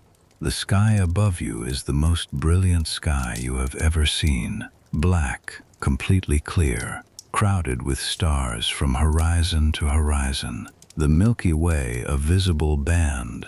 The whole turning bowl of the sky present and exact and utterly silent. The deck is not empty.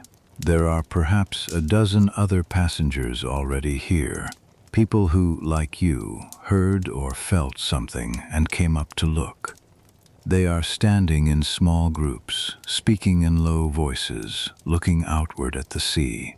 The sea itself is extraordinary, perfectly flat, perfectly still, black and slightly luminescent under the starlight, stretching away in every direction to an invisible horizon. There is no wind, there is no swell, there is no sound of water. You look over the rail. Far below, 90 feet below the rail where you stand, the ocean's surface is a mirror. You cannot see it clearly from this height in the darkness, but you can feel its quality. The quality of a surface that is not behaving as a surface should, that is too still, too flat, too dark. You look aft toward the ship's stern. The wake, which has been a white churning road behind the ship since Southampton, is gone. The water behind the stern is as flat and dark as the water ahead. The ship has truly stopped. You look forward along the ship's side. And there, far forward on the starboard side of the boat deck, you can see shapes moving. Officers, the beginning of something.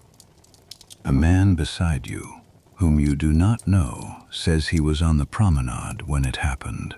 He says he saw a large, dark shape pass close to the starboard side of the ship. He says it moved very fast, or rather, the ship moved very fast relative to it, because the shape itself was stationary, and that it scraped along the hull for several seconds, with a sound like something being dragged over gravel, and then it was gone, and he looked over the rail and saw ice on the lower well deck, where it had broken off. This is the first information you have had about what happened. You thank him and go to the rail and look down.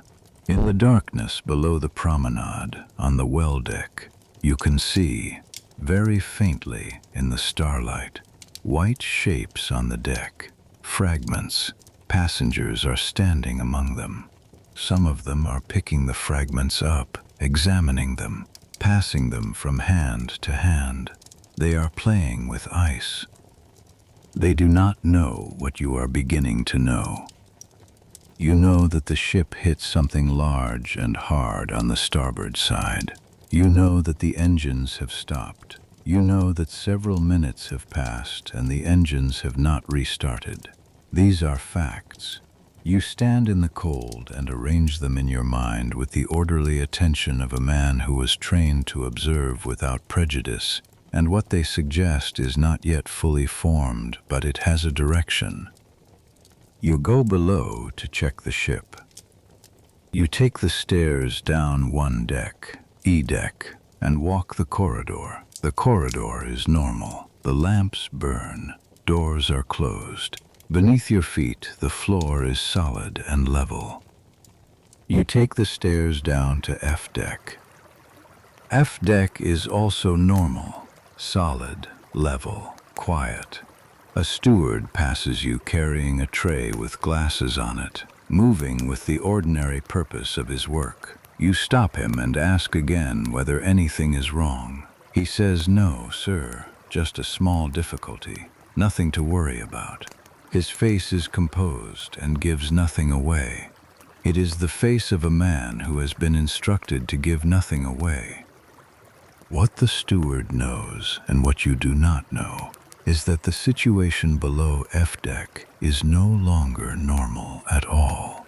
On the orlop deck, the lowest deck below the waterline, the 5 postal workers who have been sorting the Royal Mail since the ship left Queenstown are wading through water.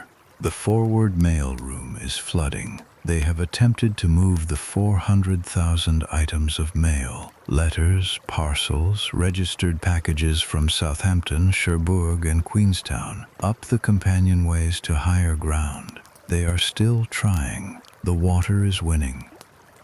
In Boiler Room 6, the furthest forward of the 6 boiler rooms, leading stoker Frederick Barrett and second engineer Hesketh were talking when the iceberg struck.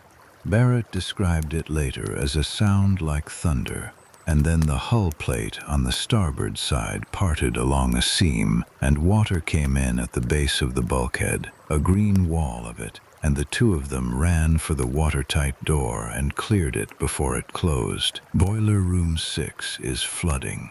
The compartment directly forward of it, the firemen's quarters, is flooding. The forward cargo holds are flooding. Thomas Andrews, the chief designer from Harland and Wolff, has been in the forward sections with Captain Smith for the last 15 minutes. He has seen what is flooding and he knows the mathematics. The ship was designed to float with 4 compartments open to the sea. 5 are flooding.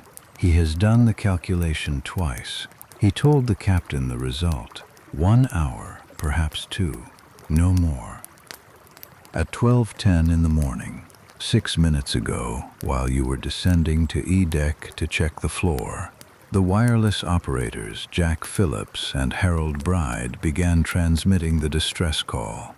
The signal is CQD, the standard maritime distress call of 1912, derived from the older code for all stations, "Come quick, danger." Bride suggested to Phillips that he also try the newer signal, SOS, which had been adopted internationally in 1908 but was not yet universally recognized because it was simpler and less likely to be garbled at distance. They are sending both. They will be sending them until the last possible moment. The Carpathia, 60 miles away, picks up the signal at 12:20. Her operator, Harold Cottam, had been about to go to bed. He was still dressed, still at his instrument. He took the signal to Captain Rostron immediately. "You do not know any of this. You go back up to the promenade and lean on the rail." By now, perhaps 20 minutes after the collision, more passengers have come on deck. Some are in dressing gowns and slippers, clearly pulled from sleep by the jolt or by the sudden silence of the stopped engines. Some are fully dressed, like you. Some have life belts, the canvas and cork belts that hang in each cabin, slung over their shoulders or held in their hands, not quite wearing them, not quite putting them down. You do not have your life belt. You left it in the cabin. The ship is tilting. You do not notice it at first. It is not dramatic, not the visible tilt of a film vessel going under, but a barely perceptible inclination of the deck, a slight wrongness in what your feet tell you about the floor. You lean against the rail and you can feel it, forward and slightly to starboard, the deck not quite flat beneath you. The angle is perhaps 1 or 2 degrees. A pendulum hanging from the funnels would show it clearly. Your body shows it as a faint, persistent discomfort, a sense that the ground is not where it should be. You go back to your cabin. You get the life belt from the hook on the wall where it has hung untouched since Southampton. It is a rectangular vest of tightly packed cork covered in white canvas, with ties on the sides. You know how to put it on. The steward demonstrated this the first morning, a demonstration that everyone attended with polite inattention, in the way that people attend to safety instructions when they do not believe safety will be required. You put it on correctly. You tie the fastenings. The cork is dense and slightly rough against your coat. You take your book from the desk and put it in your coat pocket. You do not know why you do this. You do not analyze it. You put the book in your pocket and go back up to the deck. The time is now approximately midnight. Everything is changed. In the 15 minutes you were below, the boat deck above the second-class promenade has become a place of organized activity. Officers and crew are working at the davits, the steel cranes that hold the lifeboats.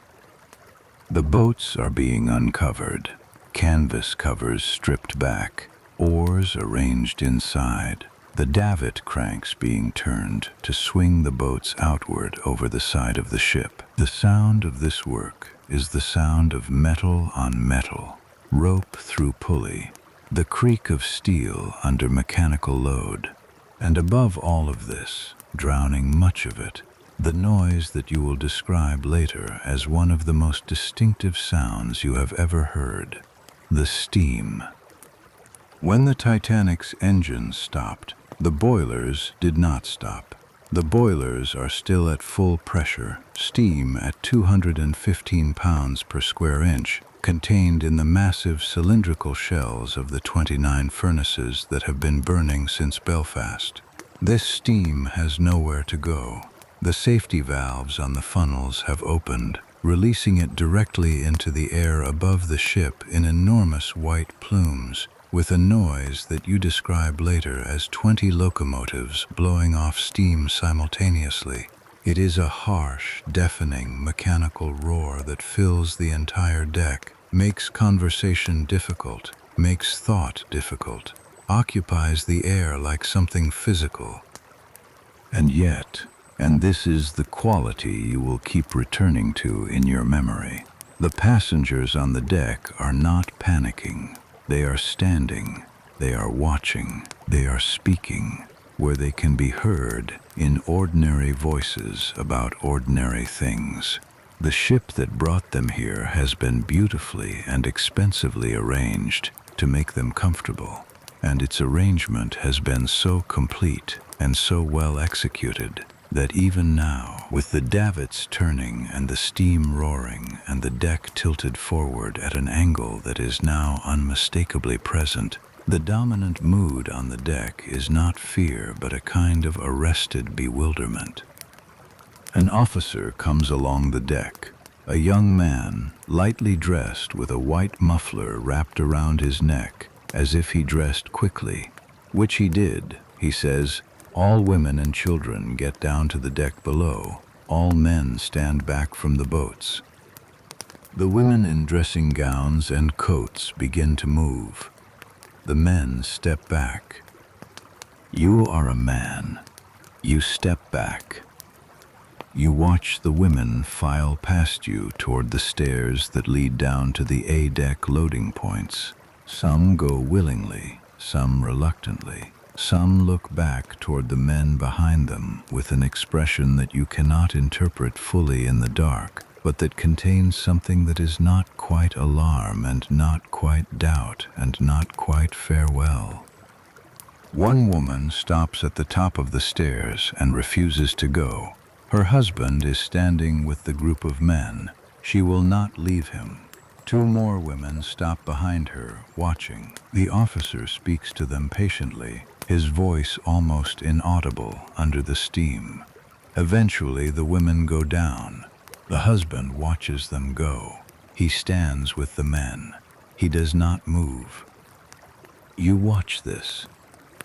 The first lifeboat is lowered at 12:45 on the starboard side. It is Boat 7, a 65-person wooden lifeboat, and you can see it from where you stand, swung out on its davits at the edge of the deck above, figures climbing in, the davit ropes slowly paying out. It descends the side of the ship, 90 feet of dark hull between it and the water, and the figures inside it are small and still against the size of the ship they are leaving. It reaches the water with 27 people in it. It can carry 65. You watch it row away from the ship's side. This is the number that your mind fixes on, 27 out of 65. You are a mathematics teacher, a science teacher more precisely, but the arithmetic is the same, 27 out of 65. The boat is less than half full, and it is pulling away from the ship that is sinking. The reason it is less than half full is not mysterious. The reason is standing on this deck around you. The people who will not believe that the ship is sinking. The Titanic is the most modern vessel afloat. The Titanic has the watertight compartments. The Titanic is, in the language that has become common, practically unsinkable. Stepping off the Titanic and into a small boat on a flat, dark ocean 90 feet below seems not like evacuation but like an error. A woman at the rail near you says exactly this. She does not see why she should leave the ship for that. You do not argue with her. You know something she does not know. Not facts exactly, but a direction. The direction the available facts are pointing. The ship is tilted forward and to starboard. The first lifeboat left with 27 people. The engines are not restarting.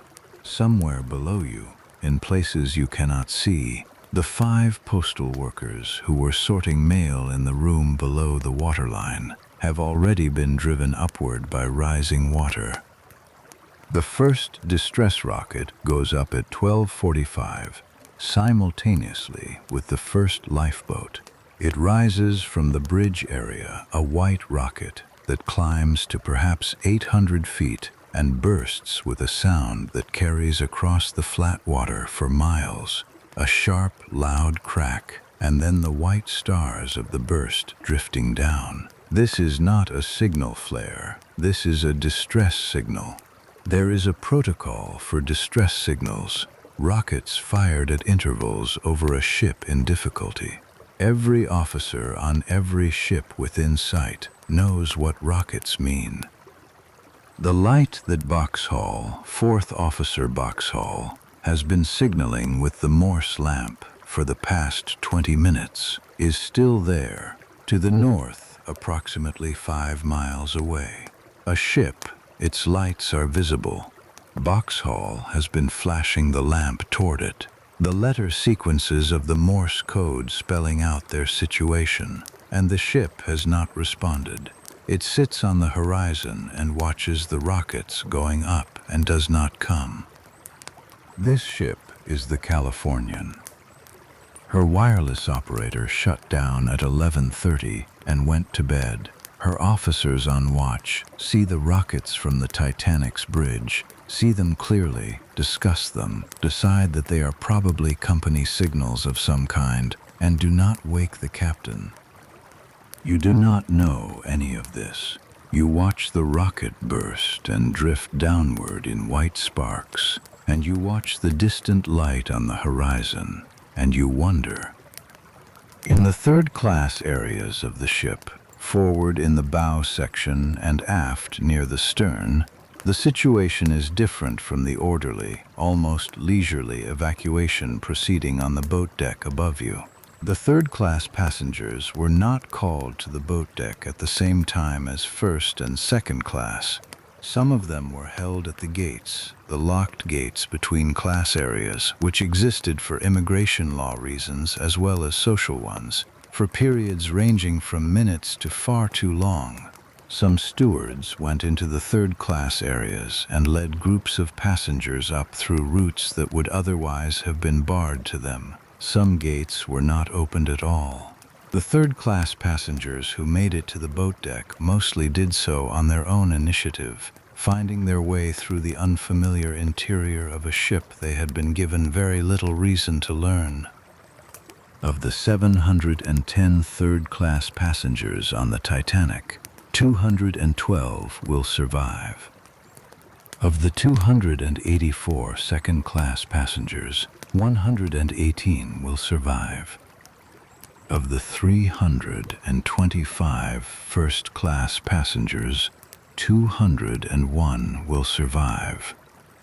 The numbers say everything about the night's logic that needs to be said. Another boat goes. Another. You move to the starboard side of the boat deck and watch the loading of the forward boats. Number 9 goes with 56 people. Number 11 goes. Number 13 is being prepared. The officers are working steadily, without visible panic, with the quiet efficiency of men executing a plan, though the plan has the quality of something being improvised under conditions for which no plan was quite prepared. Somewhere in the forward section of the first-class deck, the ship's band has assembled. They began in the first-class lounge. 8 musicians, contracted not by White Star but by the Liverpool agency of CW and FN Black, who placed musicians on virtually every major British liner.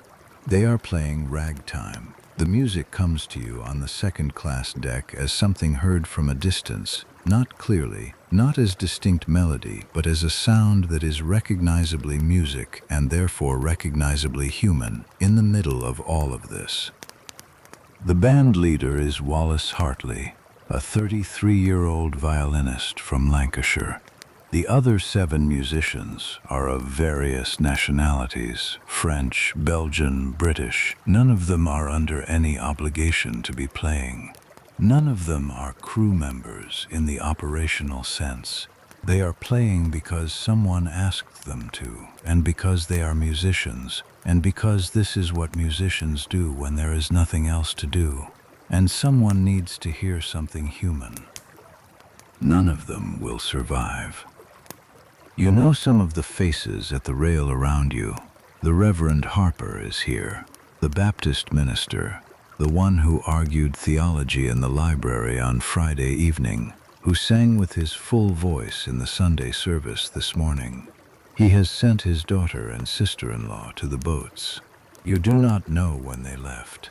He is here among the men, walking the deck with a purposefulness that is not quite agitation and not quite calm. He is speaking to people. He is asking them questions. Later, survivors will report that he went through the crowd on the boat deck asking people whether they were saved, in the evangelical sense, not saved from the ship, but saved in the soul. You do not speak to him tonight. You stand in the angle between boats 13 and 15 and watch the crew work. The noise of the steam above is relentless. The cold is relentless.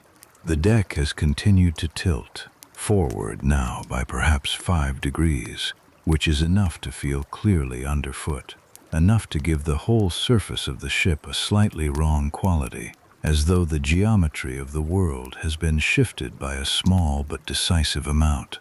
People are clustering toward the stern, away from the bow, because the stern end of the deck is still higher, still closer to level. Boat 13 is being loaded. The loading process is strange to watch. An officer oversees it. Women are handed in, helped over the rail, lowered by the hands of crew, received by the crew already in the boat. Children are passed. The boat fills, slowly, with the particular slowness of a thing that has no precedent, for which no one has been trained. which everyone is doing for the first and only time. There comes a moment. You will remember this moment when an officer looks at you. He looks at the women around you. He looks back at the boat, which has room. He looks at you again. There are no more women visible in your immediate vicinity.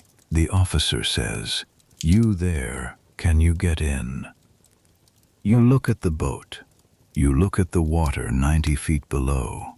You look at the officer. You climb over the rail and drop into lifeboat 13. The time is approximately 1:25 in the morning. You have been on the deck for more than an hour. The ship's bow is noticeably lower than her stern. In the forward areas of the ship, the water has reached E-deck. The mail room is completely submerged. The squash court is submerged. Boiler room 6 is flooded. The lifeboat holds 64 people, including you. You are one of very few men. The davit ropes begin to pay out. The boat drops. Not all at once, not a fall, nothing dramatic, but the ropes begin to move through the davit pulleys with a sound of running rope and iron, and the wooden hull of the lifeboat descends the side of the Titanic 1 foot at a time. The ship's side is a wall beside you, iron plates painted black, studded with rivet heads at regular intervals, the marks of the Belfast shipyard where 3,000 men worked for 26 months to build this ship. You can put your hand out and touch the hull as you descend. The metal is cold.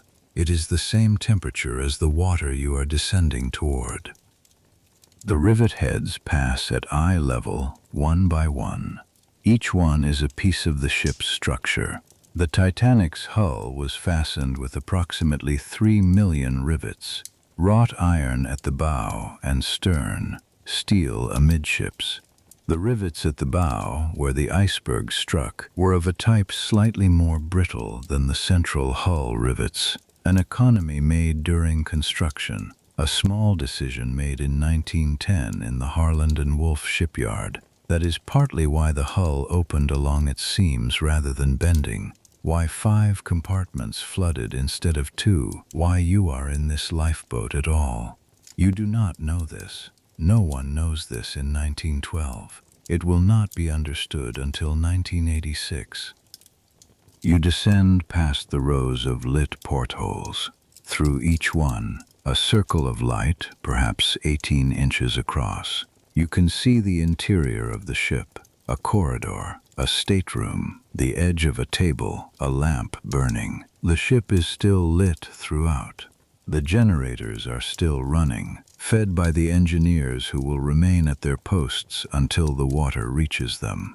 The engineers have been ordered to stay at their posts to keep the pumps running and the lights burning for as long as possible. None of them will survive. There are 64 people in this boat. You are seated amidships, the middle section, on the wooden thwart, pressed close to the people on either side of you.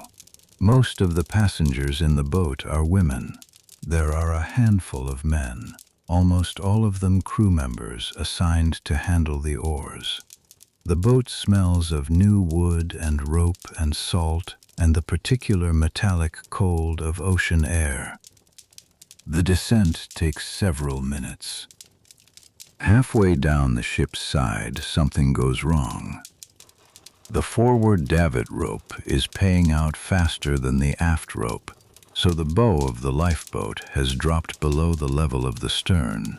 The boat is hanging at an angle, bow down, and the people forward are gripping the thwarts and the gunwales to keep from sliding. Then the forward rope catches up and levels, and then it slows, and the boat hangs level again, the ropes trembling with the weight, and the black hull of the Titanic is still beside you, going up forever. You look down. The water is closer than you expected. The ocean here, at the surface, has a slight iridescent quality in the starlight. Not blue or green exactly, but a darkness with a faint sheen to it, perfectly flat. You are perhaps 20 feet above it now. You can see, by looking forward along the hull, that the Titanic's bow is already much lower in the water than her stern.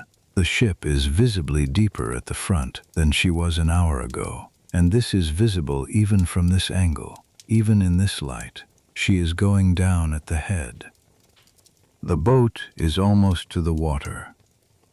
And then, and you will write about this in detail 9 weeks from now, sitting in a room in Boston, trying to get the words to carry the exact quality of those seconds, someone shouts from above. You look up. Lifeboat 15 is being lowered on the same set of davits directly above you. Boat 15 is a full-sized lifeboat, 65 persons capacity, and it is descending at its own rate from the boat deck above. Boat 13, which has been delayed by the rope irregularity and by the difficulty of navigation, has not cleared far enough outward from the ship's side. 15 is coming straight down on top of you. The people in the boat shout. The crew in the boat shout. The crew above, who are lowering 15, cannot hear the shouts over the steam noise. The gap between the two boats closes, 10 feet, 8 feet, 5. The oarsmen in 13 are pushing against the ship's hull with their oars, trying to move the boat laterally, out from under the descending weight above. There is a bilge discharge, a pipe in the Titanic's hull, pumping water from the ship's interior into the ocean, directly beside Boat 13. The pump is running, and the discharge is pouring into the lifeboat, which is receiving several inches of water through this pipe, which further complicates the oarsman's attempt to maneuver. The boat is low, wet, crowded, and 40 tons of loaded lifeboat are descending onto it from 6 feet above. A stoker in the bow of Boat 13, a man named Frederick Barrett, leading stoker of Boiler Room 6, reaches up with his knife and cuts the forward davit rope. The bow of the boat swings out and down, away from the ship's side, and Boat 15 passes the space where you were just sitting and hits the water alongside you with a flat, hard sound. The gap between the two boats is approximately 2 feet. You are on the water. The rope problem is not yet resolved. Boat 13 is still attached to the davit ropes and is being pulled backward toward the Titanic's side by the tension in the lines. The stoker cuts the second rope. The boat drifts free. An oarsman ships his oar, then another. Then the 4 oarsmen begin to row, and the boat moves away from the Titanic's side into the open water of the North Atlantic. You look back. The Titanic is enormous in the darkness. She is lit along her entire length, every porthole lit, every deck lamp burning, a long bright line of light on the water that extends from where you can see her bow, which is already lower than she should be, to her stern, which is still at the height you remember from the deck. She looks, and this is the phrase you will use, like a city on the water, a city that is moving very slowly and deliberately into the sea. The oarsmen row. The Titanic's light recedes. You are perhaps 300 or 400 yards from the ship when you hear the sound. It is the sound of the steam coming to an end. The venting that has been continuous since shortly after the collision, the roar that made conversation impossible on the boat deck, the noise of the pressure relief valves releasing steam from the overloaded boilers, has been present as a background constant throughout the evacuation. It has masked other sounds. It has covered voices and the noise of the davits and the particular sounds of people under extreme stress trying to stay composed. And now it is stopping, slowly, the pressure dropping as the water rising in the ship reaches the furnaces and extinguishes them one by one. And in the silence that comes into the space where the steam was, you hear the ship. You hear, at this distance, what the steam had been covering, the sound of a large structure under stress. It is not a single sound, but a combination. The long, low groan of metal working against metal, the crack of something giving way in the hull, the particular harmonic of an enormous enclosed space filling with water. It is not a frightening sound, exactly. It is a sound that is too large and too strange for the ordinary categories of frightening. It is simply a sound you have never heard before and will never hear again. The sound of the largest ship in the world beginning to die. The people in the boat are quiet. You sit on the wooden thwart and look at the Titanic and listen. The temperature of the air is at the freezing point. You cannot feel your hands clearly, not because they are numb exactly, but because the cold has reduced them to a kind of abstraction, a knowledge that they are there rather than a physical sensation of them.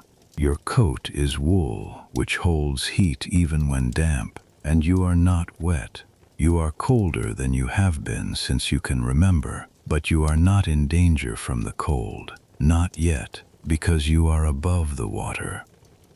The water temperature is 28 degrees Fahrenheit.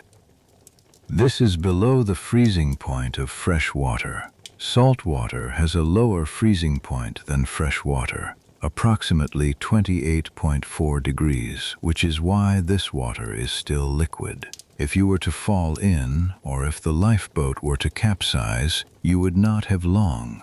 The physics of cold water immersion are not complicated.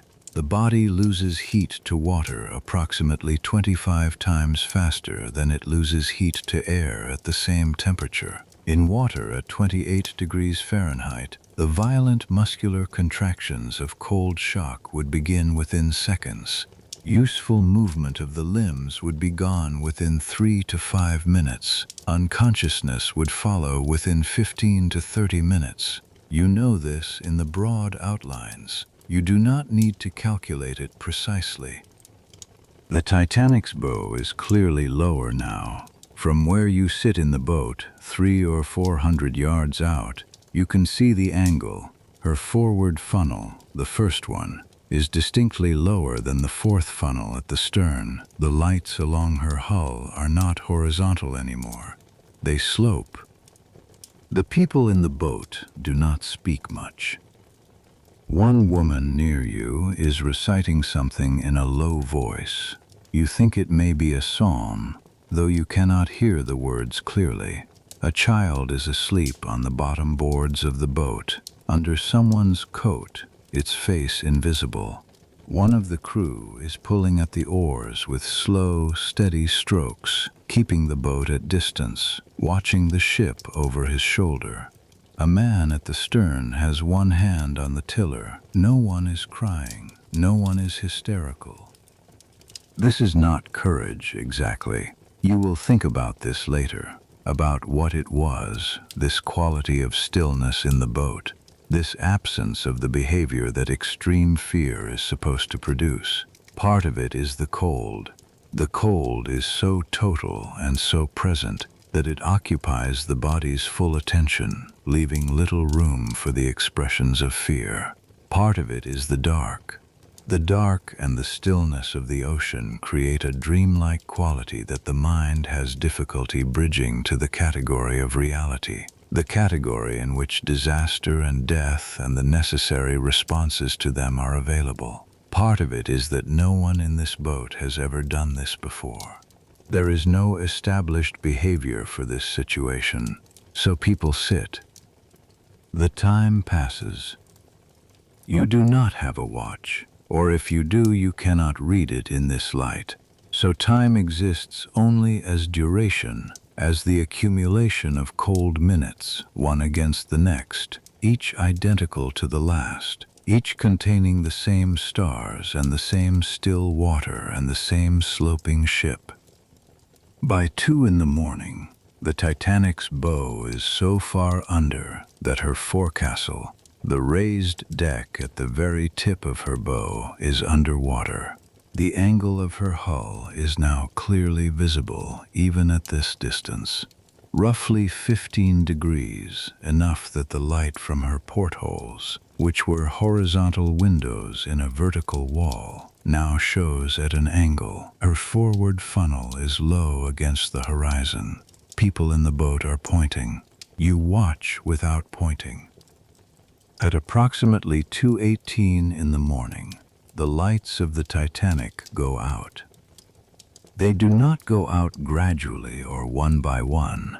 They go out almost simultaneously, a single extinction, though some survivors will say they blinked once before going dark, and others will say they simply ceased. And then the ship is dark against the dark sky and the dark water, visible only as a shape, a long black shape with stars above it and nothing below. And the shape is moving, the bow going under and the stern coming up, and the ship is breaking. You hear it before you see it clearly. The sound of the Titanic breaking in two is a sound that travels across the water to where you sit and arrives in the boat as a deep structural tearing, not an explosion, not a crack, but something more fundamental, a sound in the register below ordinary sound that you feel as much as hear, that speaks to something in the body that knows the difference between ordinary loud things and the sound of something that should not be able to end. Ending. The ship breaks, the bow half goes under. The stern half, freed of the weight of the bow, rises back, rises almost to vertical, a black tower of steel against the stars, her propellers clear of the water, her lights gone, her funnels gone, and then it too begins to go down. It takes approximately 2 minutes for the stern to sink from the moment it rises. Then it is gone. Then there is nothing where the ship was. And then the sound begins. The sound that comes across the water in the minutes after the Titanic sinks is the sound of more than 1,500 human beings in the ocean. It carries across the flat, still water with a clarity that the cold amplifies. Voices not screaming exactly, but calling. A collective sound that has no single identity, but is made of hundreds of individual ones, each of them complete in itself, each of them a person who was on the ship 20 minutes ago and is now in water that is 28 degrees Fahrenheit. The people in your lifeboat hear it. No one speaks. Several people cover their ears. You do not. You listen. You are a scientist. You have always believed that the only response to the truth is to look at it. This is the truth at 2:20 in the morning on the 15th of April, 1912. The largest ship in the world has sunk on her maiden voyage, and more than 1,500 people are in water that will kill them within minutes. And you are sitting in a wooden boat 300 yards away, with your hands in your lap and your book in your coat pocket.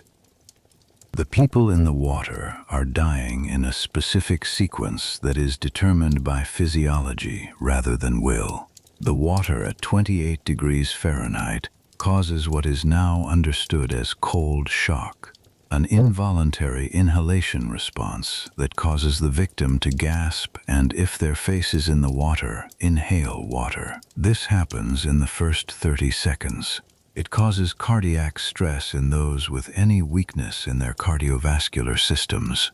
Those who survive the first 30 seconds then face a rapid loss of muscular control. The cold incapacitates the muscles of the arms and legs within 3 to 5 minutes, making swimming impossible.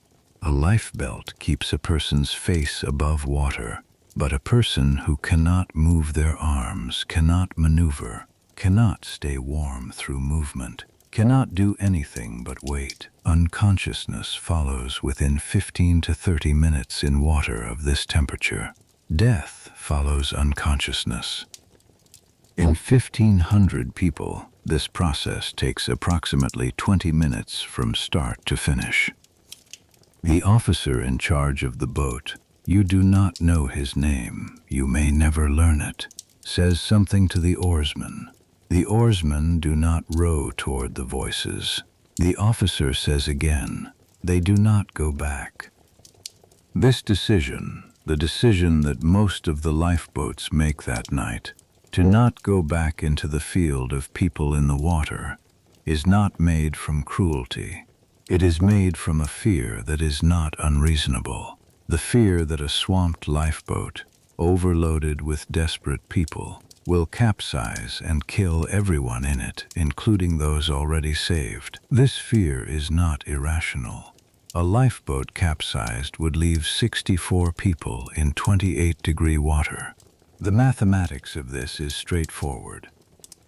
But the voices carry across the water, and the mathematics of that is also straightforward. And you sit in the boat and listen as the voices, over the space of perhaps 20 minutes, become fewer and quieter as the cold does what the cold does with absolute and impersonal efficiency. By 2:40, the voices have nearly stopped. The silence that follows is the most complete silence you have ever experienced. No engines, no wind, no waves, no voices, only the water, and the cold, and the stars, and 63 other people breathing in the dark. You sit in the silence. Somewhere in the darkness, perhaps a mile away, Boat 14, commanded by 5th Officer Harold Lowe, the only officer in any boat who went back, is rowing toward where the Titanic was. Lowe has transferred his passengers into other boats to make room. He rows into the field of wreckage and the floating bodies and the few people who are still alive, and he pulls them into the boat. He saves a handful, perhaps a dozen, of the 1,500 who entered the water. Lowe's boat saves perhaps 13. You do not know this is happening. You sit in the dark and wait.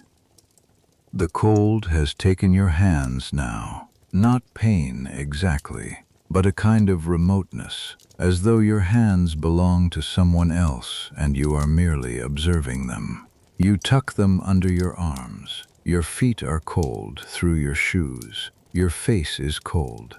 The cold of the air is less than the cold of the water would be, but over hours it accumulates, settling into the body through every surface exposed to it. The stars turn above you. They are very beautiful. You have never seen stars like this.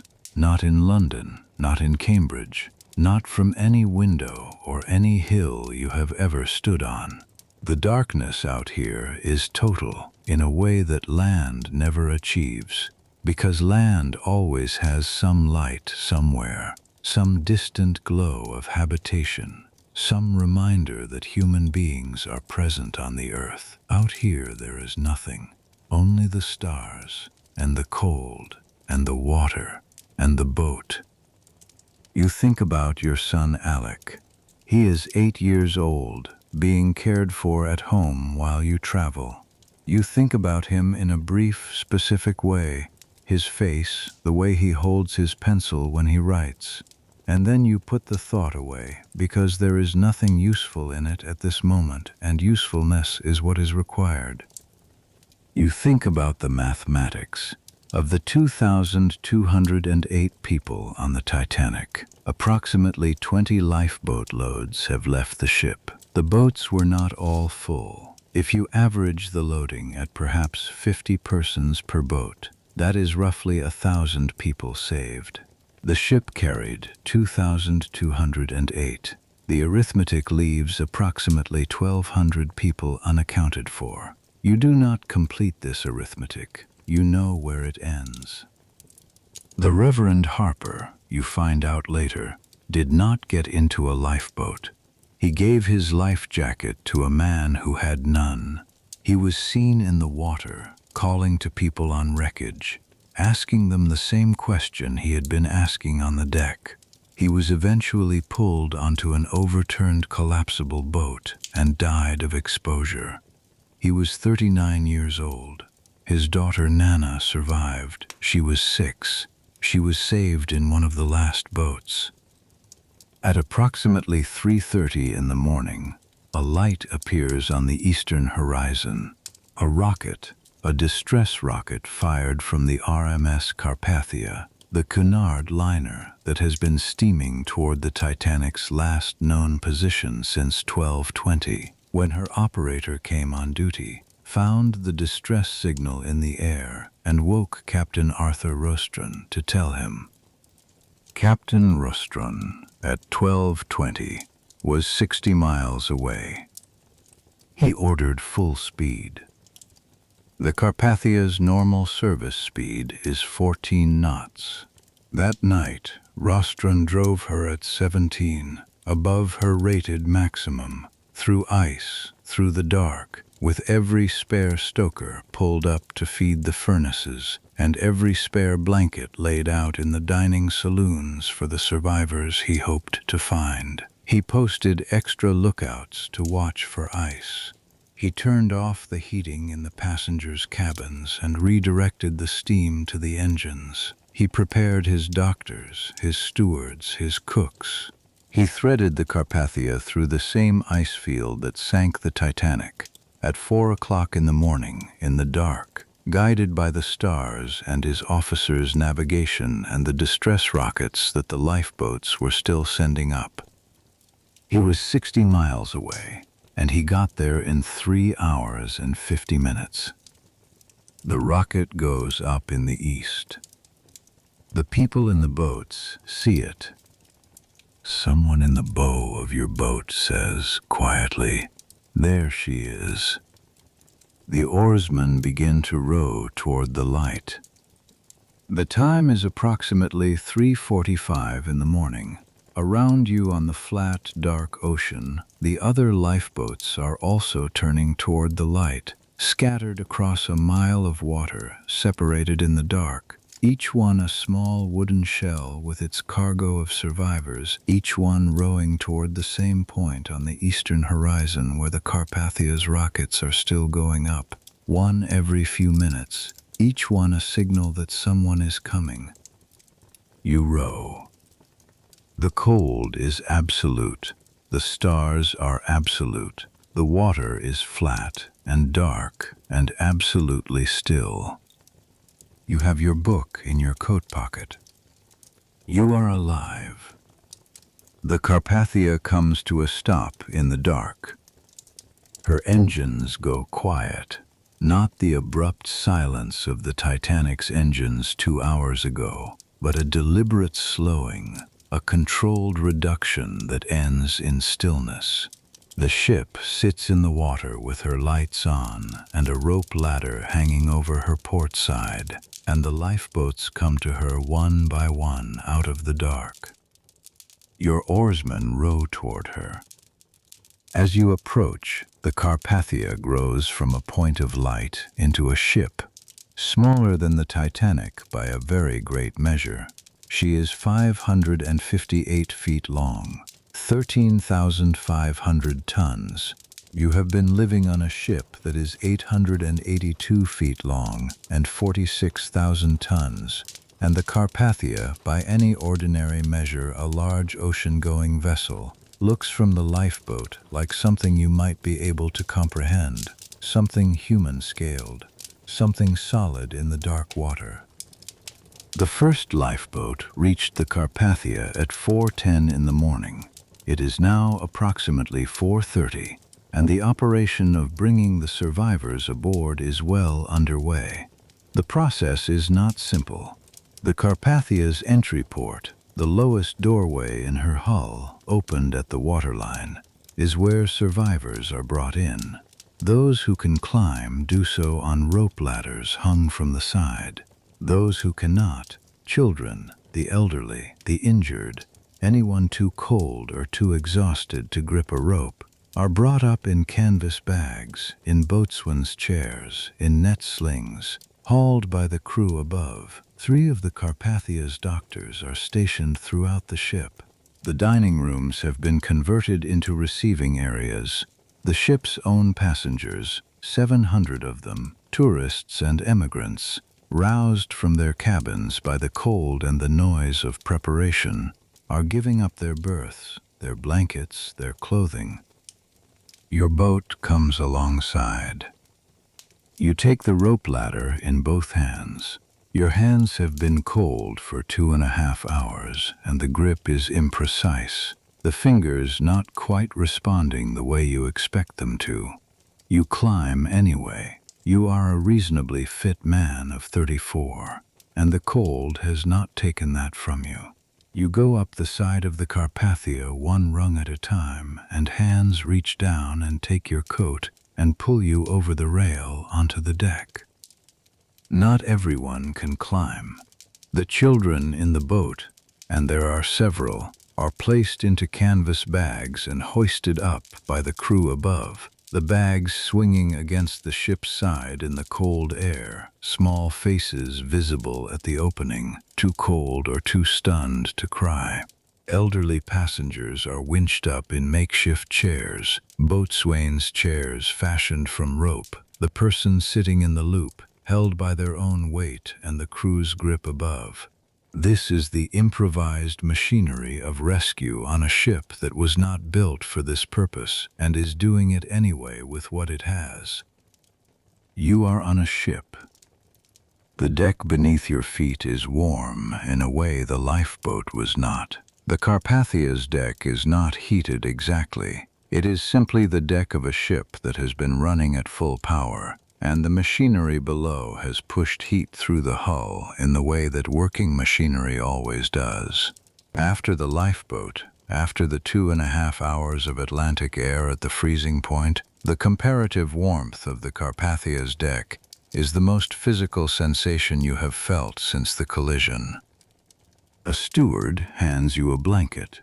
Another hands you a cup of something hot. Brandy, you think, though it might be hot soup, and you do not particularly care which. You drink it. The heat of it moves down through your chest in a way that you feel distinctly, a warmth spreading through a body that has been very cold for a long time. You look around. The Carpathia's deck is crowded.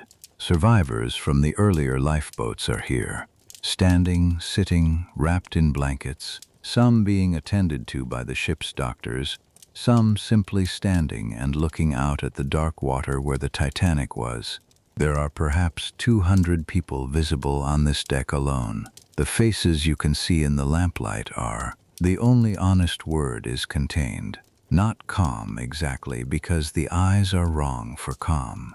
But the external behavior is controlled, quiet. The bodies held in a posture that suggests something is being managed internally that is not visible on the surface.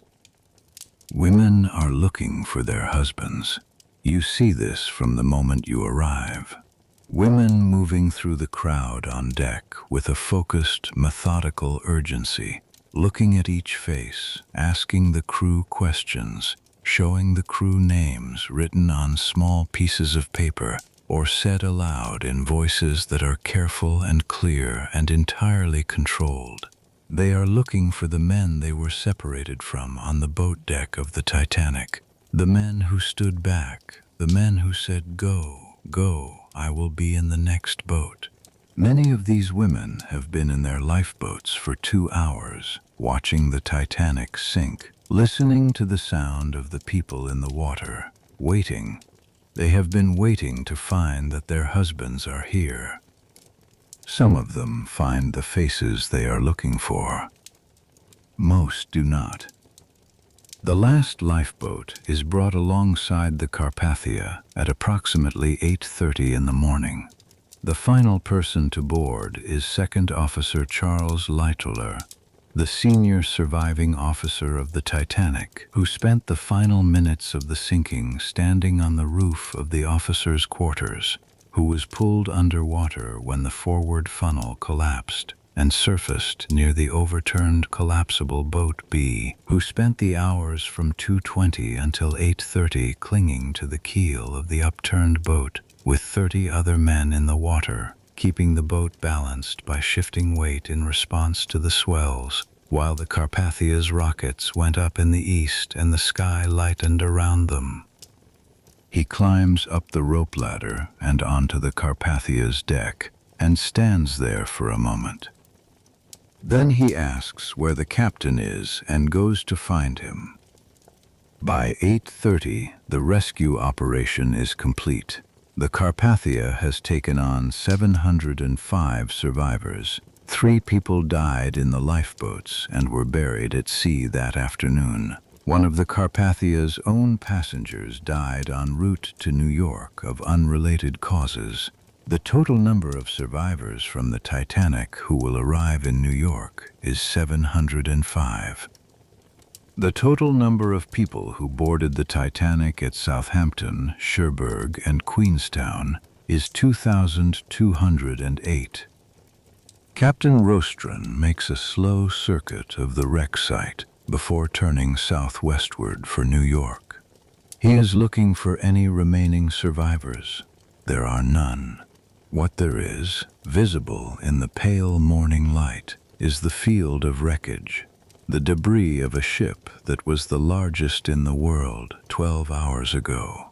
Deck chairs, life preservers, cork from the lining of the watertight compartments, fragments of wood paneling, a carved door, a child's shoe, and among all of this, floating in the life jackets that kept them on the surface through the night, the bodies.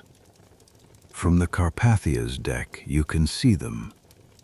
They are face up in the water, mostly, held by the cork-filled life jackets that were issued to every cabin on the ship. They are scattered across several miles of ocean, interspersed with the debris.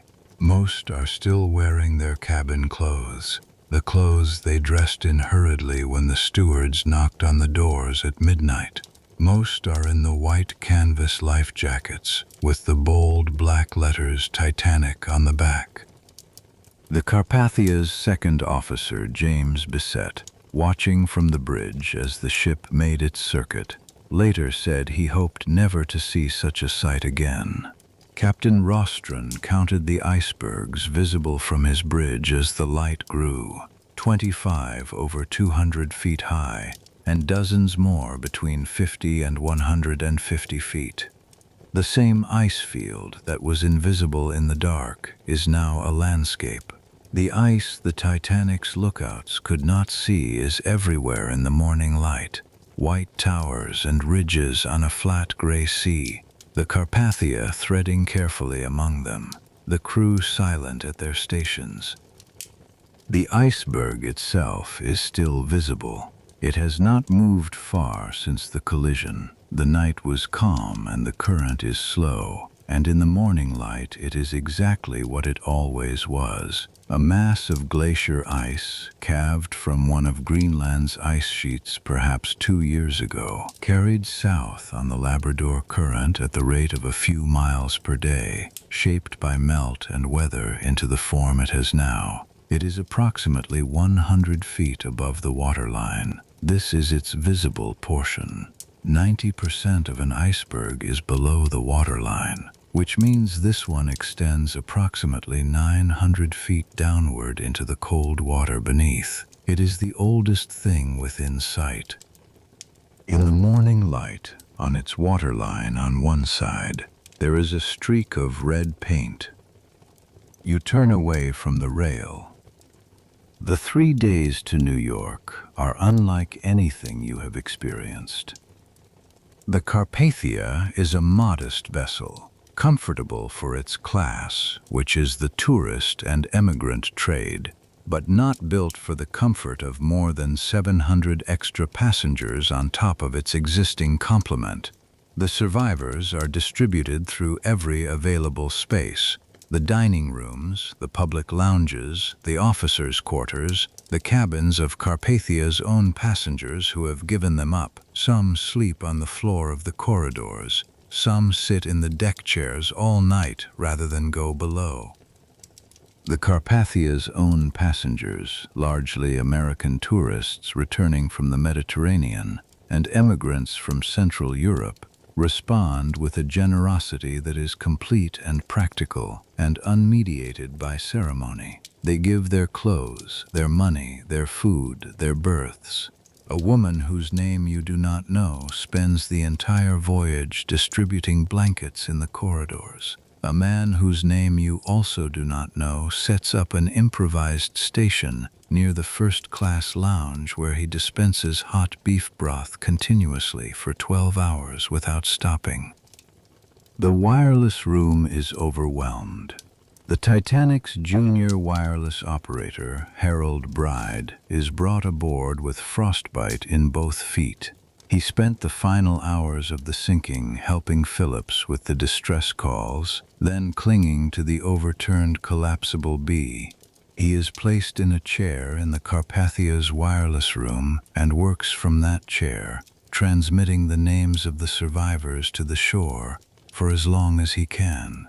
The volume of messages is extraordinary. Newspapers, families, governments, the White Star Line, the American Senate, all wanting information simultaneously.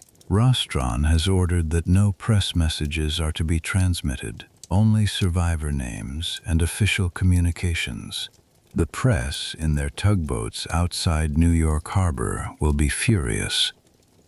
You spend much of the first day writing. You find paper in the Carpathia's library, the library of a much smaller ship than the one you left, with a simpler selection of books and no piano in the corner. And you sit and write, not yet the book, but the notes for it, the sequence of what happened, the times as best you can reconstruct them, what you saw and what you heard, the quality of the silence on the deck at midnight, the sound of the steam, the way the first lifeboat looked, going down with 27 people in it, the sound the ship made when she broke. You write because you were trained to observe and record. You write because you know that if you do not do it now, the details will begin to soften and rearrange themselves into something more bearable and less exact.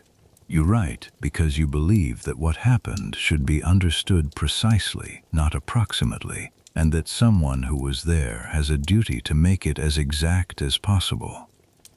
There are other people writing on this ship.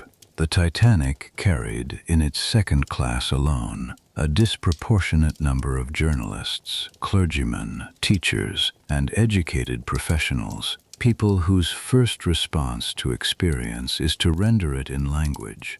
They are doing what you are doing, at other tables, in the corners of lounges, on the deck with notebooks on their knees, all of them trying to put the exact shape of it down before the shape softens. At the tables in the Carpathia's dining room, the conversations are careful and specific. People ask after names. People relay what they saw. This person got into a boat. That person was seen on the boat deck after midnight. This man's wife went in the first boat. The information assembles itself slowly, imperfectly, with many gaps. The full accounting will take weeks. The final list of the dead will not be settled for months. Mrs. Clark, the woman from your second-class dining table, traveling to join her husband in the New York garment trade, you do not see on the Carpathia. You look for her face throughout the 3 days. You do not find it. You do not find the engineer from Manchester, Howard Irwin, who had been deciding whether to emigrate to Boston. The Reverend Carter is alive. You find him on the first afternoon, sitting in the Carpathia's lounge with his hands folded on his knees and his eyes open and nothing on his face that you can read clearly. You sit beside him for a while. Neither of you speaks. There is nothing to say that the silence does not already say with more accuracy than words. On the second day, a memorial service is held in the first-class lounge of the Carpathia. Captain Rostron, who is a religious man, conducts it himself.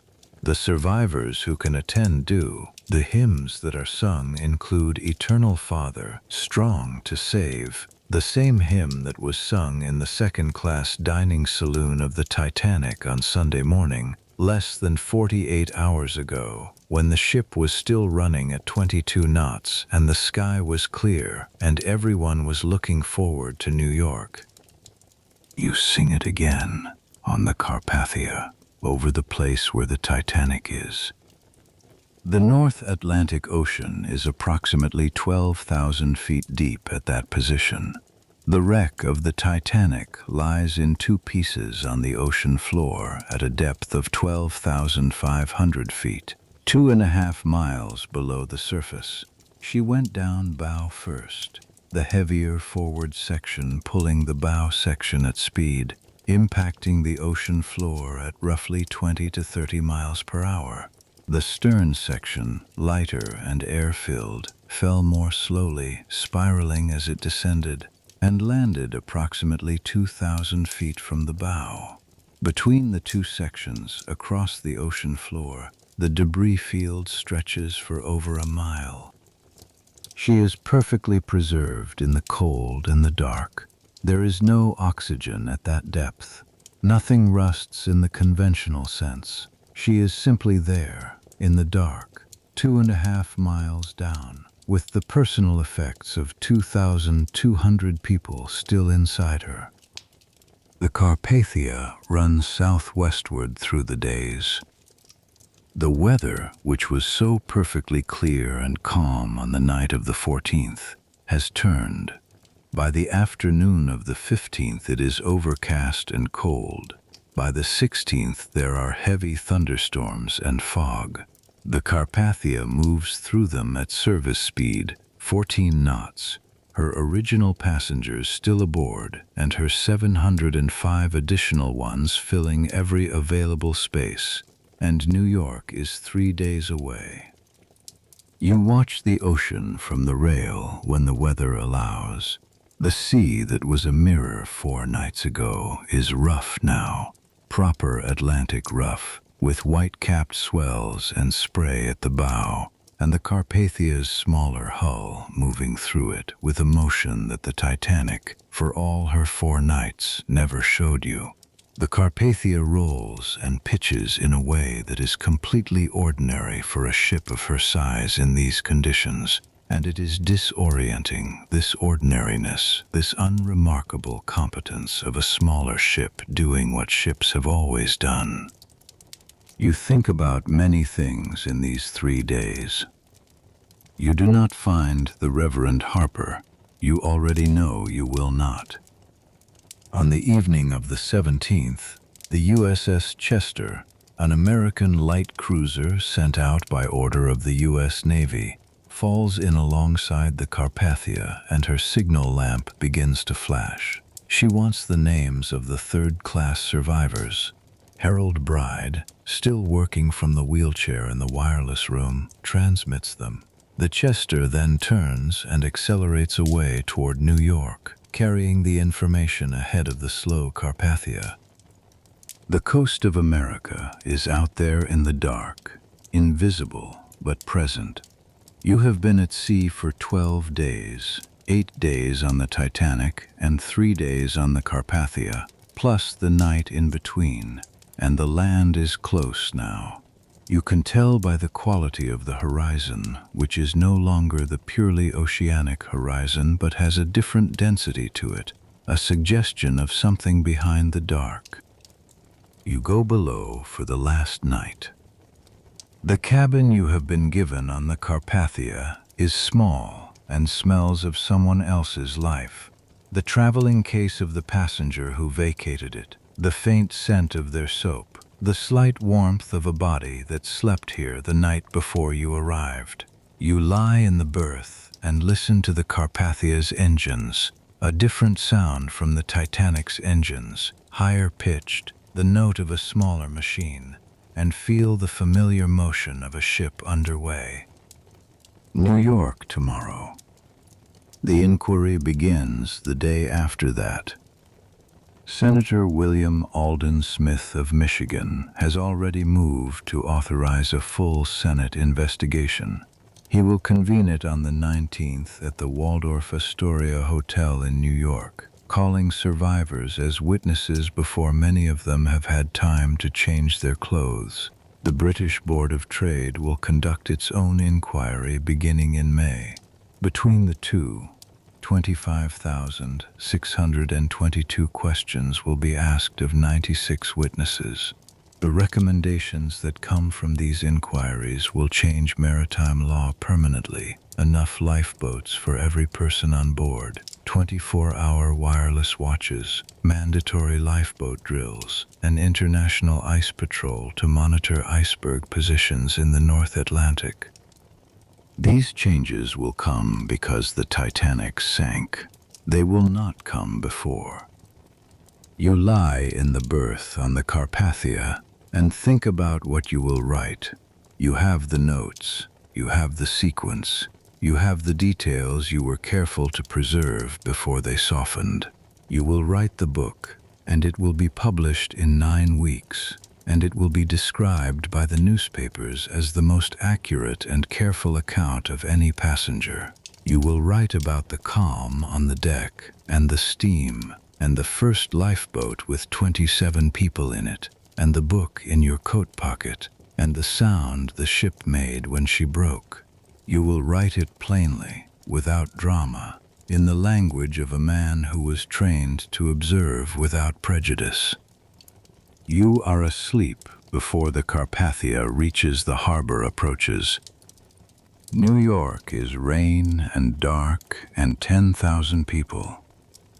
The Carpathia enters New York Harbor on the evening of Thursday the 18th of April, 1912, in heavy rain under a low overcast.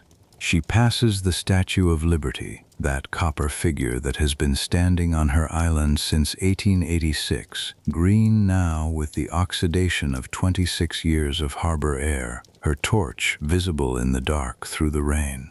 For the emigrant passengers in the Titanic's third class, or those who survived, this was the image they had been told to expect, the image associated in every account they had heard with arrival, with America, with the beginning of the thing they crossed the ocean for. You pass it on the Carpathia's deck in the rain, and think about the people who were supposed to see it on Wednesday morning, and are not here. The harbor is crowded with small craft. Tugboats, ferries, the launches of newspaper companies.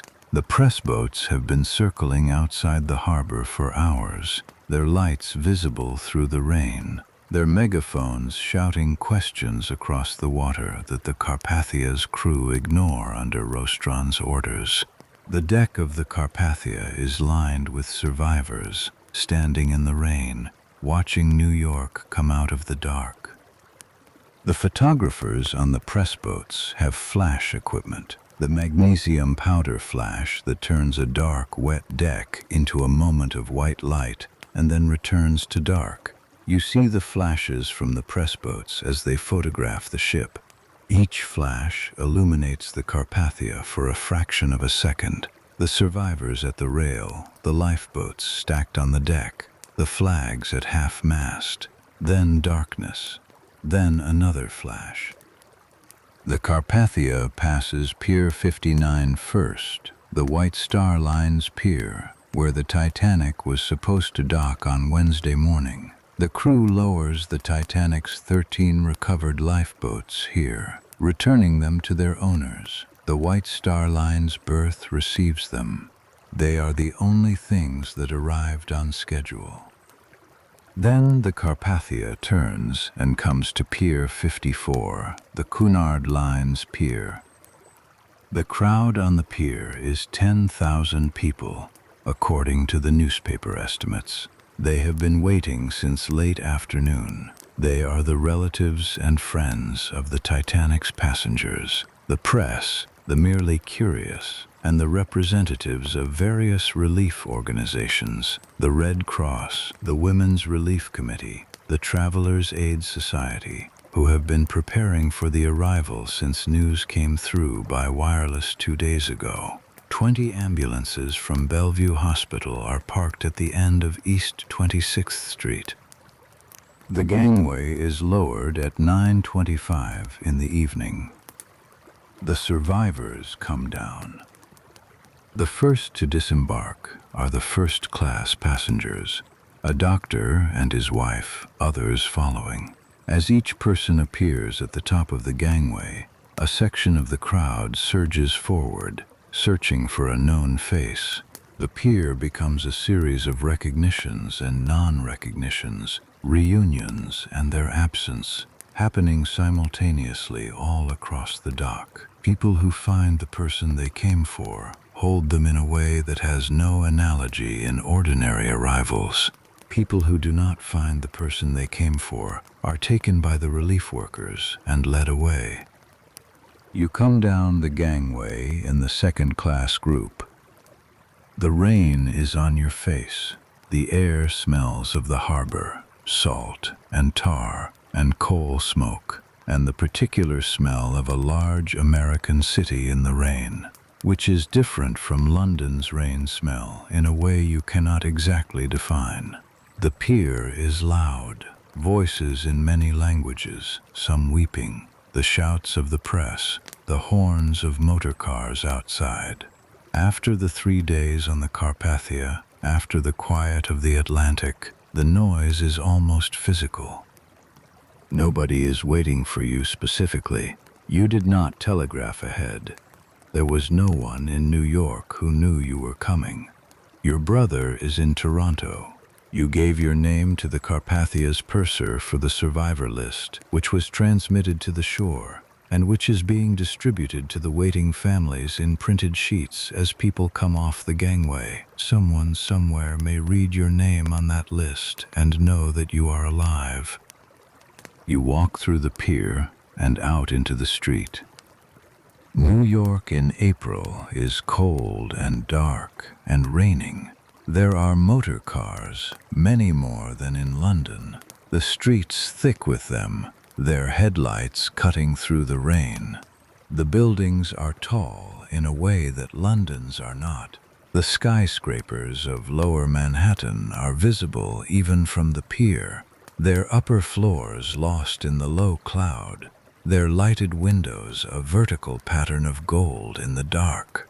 This is the city you were coming to as a holiday destination, the city you planned to see before going north to Toronto to visit your brother.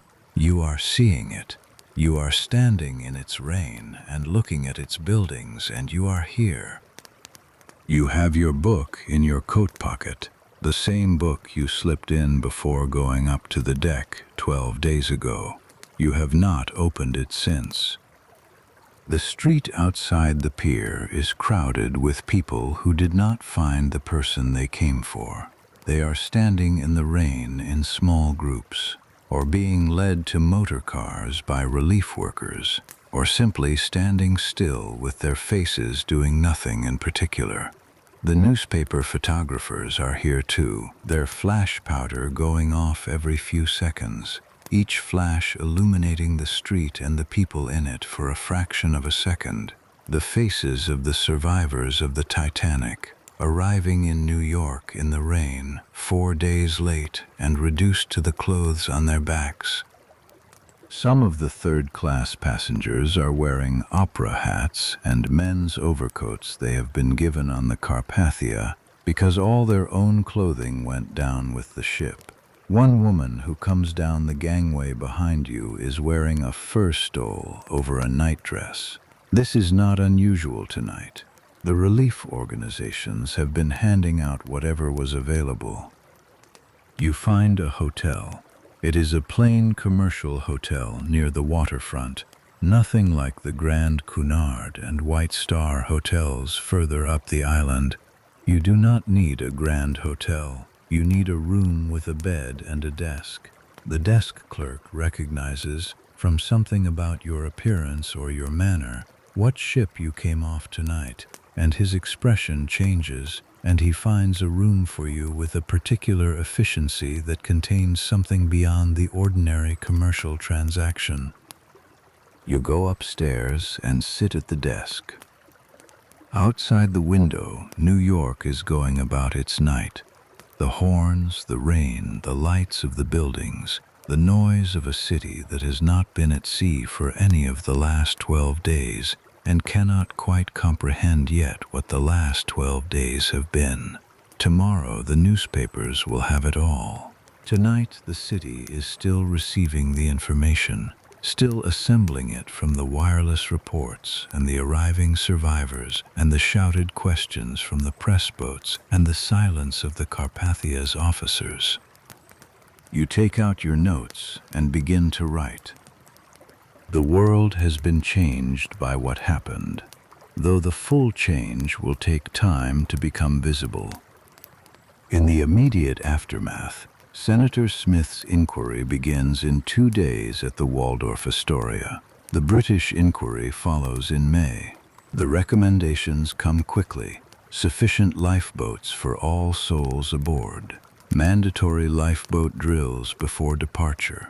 24-hour wireless watches on all passenger vessels. In 1914, the International Convention for the Safety of Life at Sea is signed by 13 nations, SOLAS as it becomes known, the framework of maritime safety law that still governs ocean travel today. In the same year, the International Ice Patrol is established, funded by the signatories, operating to this day, monitoring iceberg positions in the North Atlantic shipping lanes. These changes are real and permanent.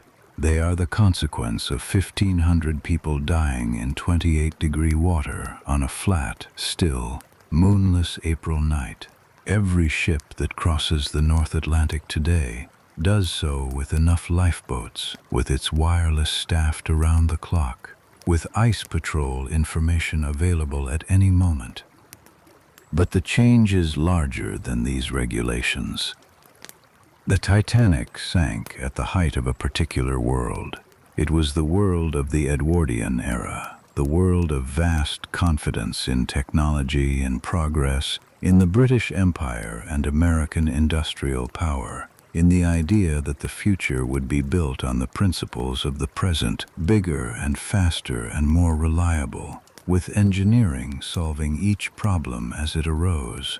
The Titanic was the expression of that confidence made physical. The largest ship, the most modern, the safest, the most elegantly arranged expression of what human beings could do when they applied wealth and knowledge and skilled labor to the problem of crossing the ocean.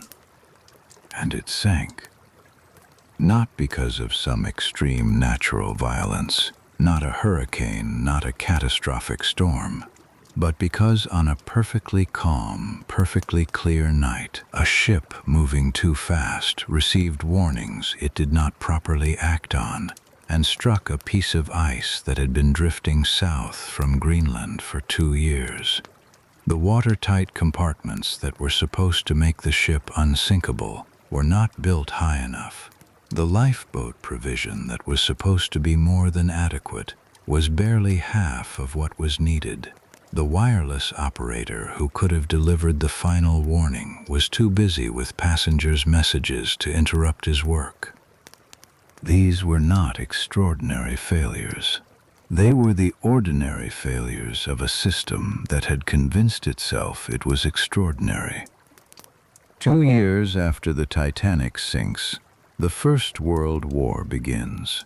The Edwardian world that built her, the world of European empires and confident progress and the assumption that civilization was advancing toward something better, is destroyed in the trenches of France and Belgium with an efficiency that makes the Titanic look like a footnote. By 1918, the old world is gone. The Carpathia herself is torpedoed by a German U-boat in July of 1918, sinking in the Celtic Sea. The era that produced both of them is over.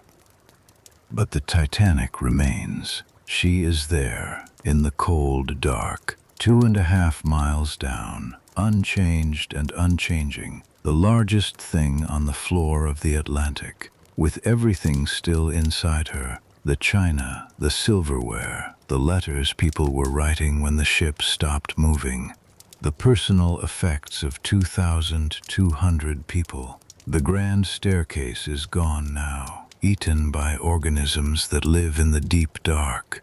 But the hull is there, and the engines, and the davits that the boats were launched from, and the crow's nest where Frederick Fleet stood in the cold and saw the iceberg and rang the bell and picked up the telephone. She was found in September of 1985, 73 years later, by an expedition using underwater cameras. The bow section was found first, then the debris field, stretching across a mile of ocean floor. Then the stern. The same position, exactly where the arithmetic said she would be. You did not know any of this would happen as you write at the desk in New York on the evening of April 18, 1912. You know only what you saw. You write down what you saw. The inquiry will call you as a witness. You will testify clearly and carefully as you were trained to observe. You will describe what you saw on the deck at midnight, the calm, the steam, the first lifeboat with 27 people. You will describe the sound the ship made when she broke. The senators will ask you questions and you will answer them. And then 9 weeks after tonight, the book will be finished and published. It will be called The Loss of the SS Titanic. It will be reviewed in every major newspaper in England and America. The Guardian will call it the best first-hand account of a passenger's experiences. The Times will call it intensely moving and convincing. You write through the night at the desk in the hotel room in New York. The rain against the window and the city outside still assembling the information of what happened. And by the time the sky lightens over the East River and New York begins its morning, you have most of the sequence correct. You are 34 years old. You have a son in England. You have a brother in Toronto who does not know yet that you are alive. You were a science teacher, and then you resigned and took a holiday, and the holiday included a crossing on the Titanic. You will never entirely leave the Titanic. None of the survivors will. The inquiry will call you as a witness. You will testify clearly and carefully, as you were trained to observe. You will describe what you saw on the deck at midnight, the calm, the steam, the first lifeboat with 27 people. You will describe Boat 13 and Boat 15. The senators will ask you questions and you will answer them, and your answers will be entered into the congressional record and will form part of the foundation of the new maritime law. And then, 9 weeks after tonight, the book will be finished and published. It will be called The Loss of the SS Titanic. The Guardian will call it the best first-hand account of a passenger's experience. The Times will call it intensely moving and convincing. The Daily Mail will say it is the clearest account given by any survivor. You will go on to live a long and quiet life as a teacher, and later a school principal. In 1957, at the age of 79, you will still be teaching as principal of a school in Middlesex. In 1958, during the filming of A Night to Remember, the film about the Titanic that becomes one of the most celebrated depictions of the disaster, you will appear on set during the sinking sequence, hoping, at the age of 80, to finally go down with the ship in the way you did not go down in 1912. The director will notice you and have you removed. You will die in 1967 at the age of 89. Your memoir will still be in print. Of the other people whose names appear in this story, Captain Rostron will be knighted by King George V and will receive the Congressional Gold Medal from President Taft. He will go on to captain the Mauretania. He will die in 1940 at the age of 71 and will be buried at sea at his own request. Harold Bride, the junior wireless operator who worked through the night in the Carpathia's wireless room with frostbitten feet, will recover. He will work as a wireless operator for several more years and then quietly leave the profession and work in commerce until his death in 1956. He will rarely speak publicly about the Titanic. Jack Phillips, the senior wireless operator who sent distress calls until the last possible moment and was last seen clinging to the overturned collapsible B, will not be found. He was 25 years old. Frederick Barrett, the stoker who cut the ropes of Boat 13 with his knife, will survive. He will testify at both inquiries. He will go back to sea. He will work as a fireman and stoker until 1922 and then retire. He will die in 1931. Second Officer Lightoller, the last man to board the Carpathia, will go on to serve in the First World War, commanding a destroyer. In 1940, at the age of 66, he will take his private yacht across the English Channel to Dunkirk and help evacuate soldiers from the beach. He will bring 130 men back to England on a boat designed to carry 21. The people who did not survive are buried where they are, some in the sea, some in the cemeteries of Halifax, Nova Scotia, where 3 ships went out in April and May of 1912 to recover bodies from the North Atlantic and returned with 328 of them. The graves in Fairview Lawn Cemetery in Halifax are arranged in a curved pattern that echoes the shape of a ship's hull. Many of the headstones carry only a number, the recovery number assigned when the body was lifted from the water, because the person could not be identified. The last body to be recovered was found in late May of 1912, 6 weeks after the sinking, 500 miles from where the ship went down. It was a ship's steward named James McGrady. The sea had carried him that far. 705 people crossed this ocean and arrived in a city in the rain, carrying nothing, most of them, except what they had on, and each of them carried with them for the rest of their lives a particular night, a flat, still, starlit night on the North Atlantic. The sound of the steam, the slope of the deck, the darkness where the ship used to be, the voices in the water going quiet. You close your notebook. Outside the hotel window, New York is fully light now, the skyscrapers visible in the gray April morning, the streets below busy with the beginning of a day that has no knowledge of what you carry. The city is large and indifferent and alive, and you are in it and you are alive, and the ship is 2.5 miles down in the cold dark of the Atlantic, and the world has already begun the long work of understanding what that means. You put down your pen. The rain has stopped. There is nothing more to write tonight. There is only the morning and the city and the knowledge that you are here, which is a thing that requires no description and no record and no further proof. You were on the Titanic. You came to shore. Sleep now. The rest of the story belongs to all of us. Sleep well.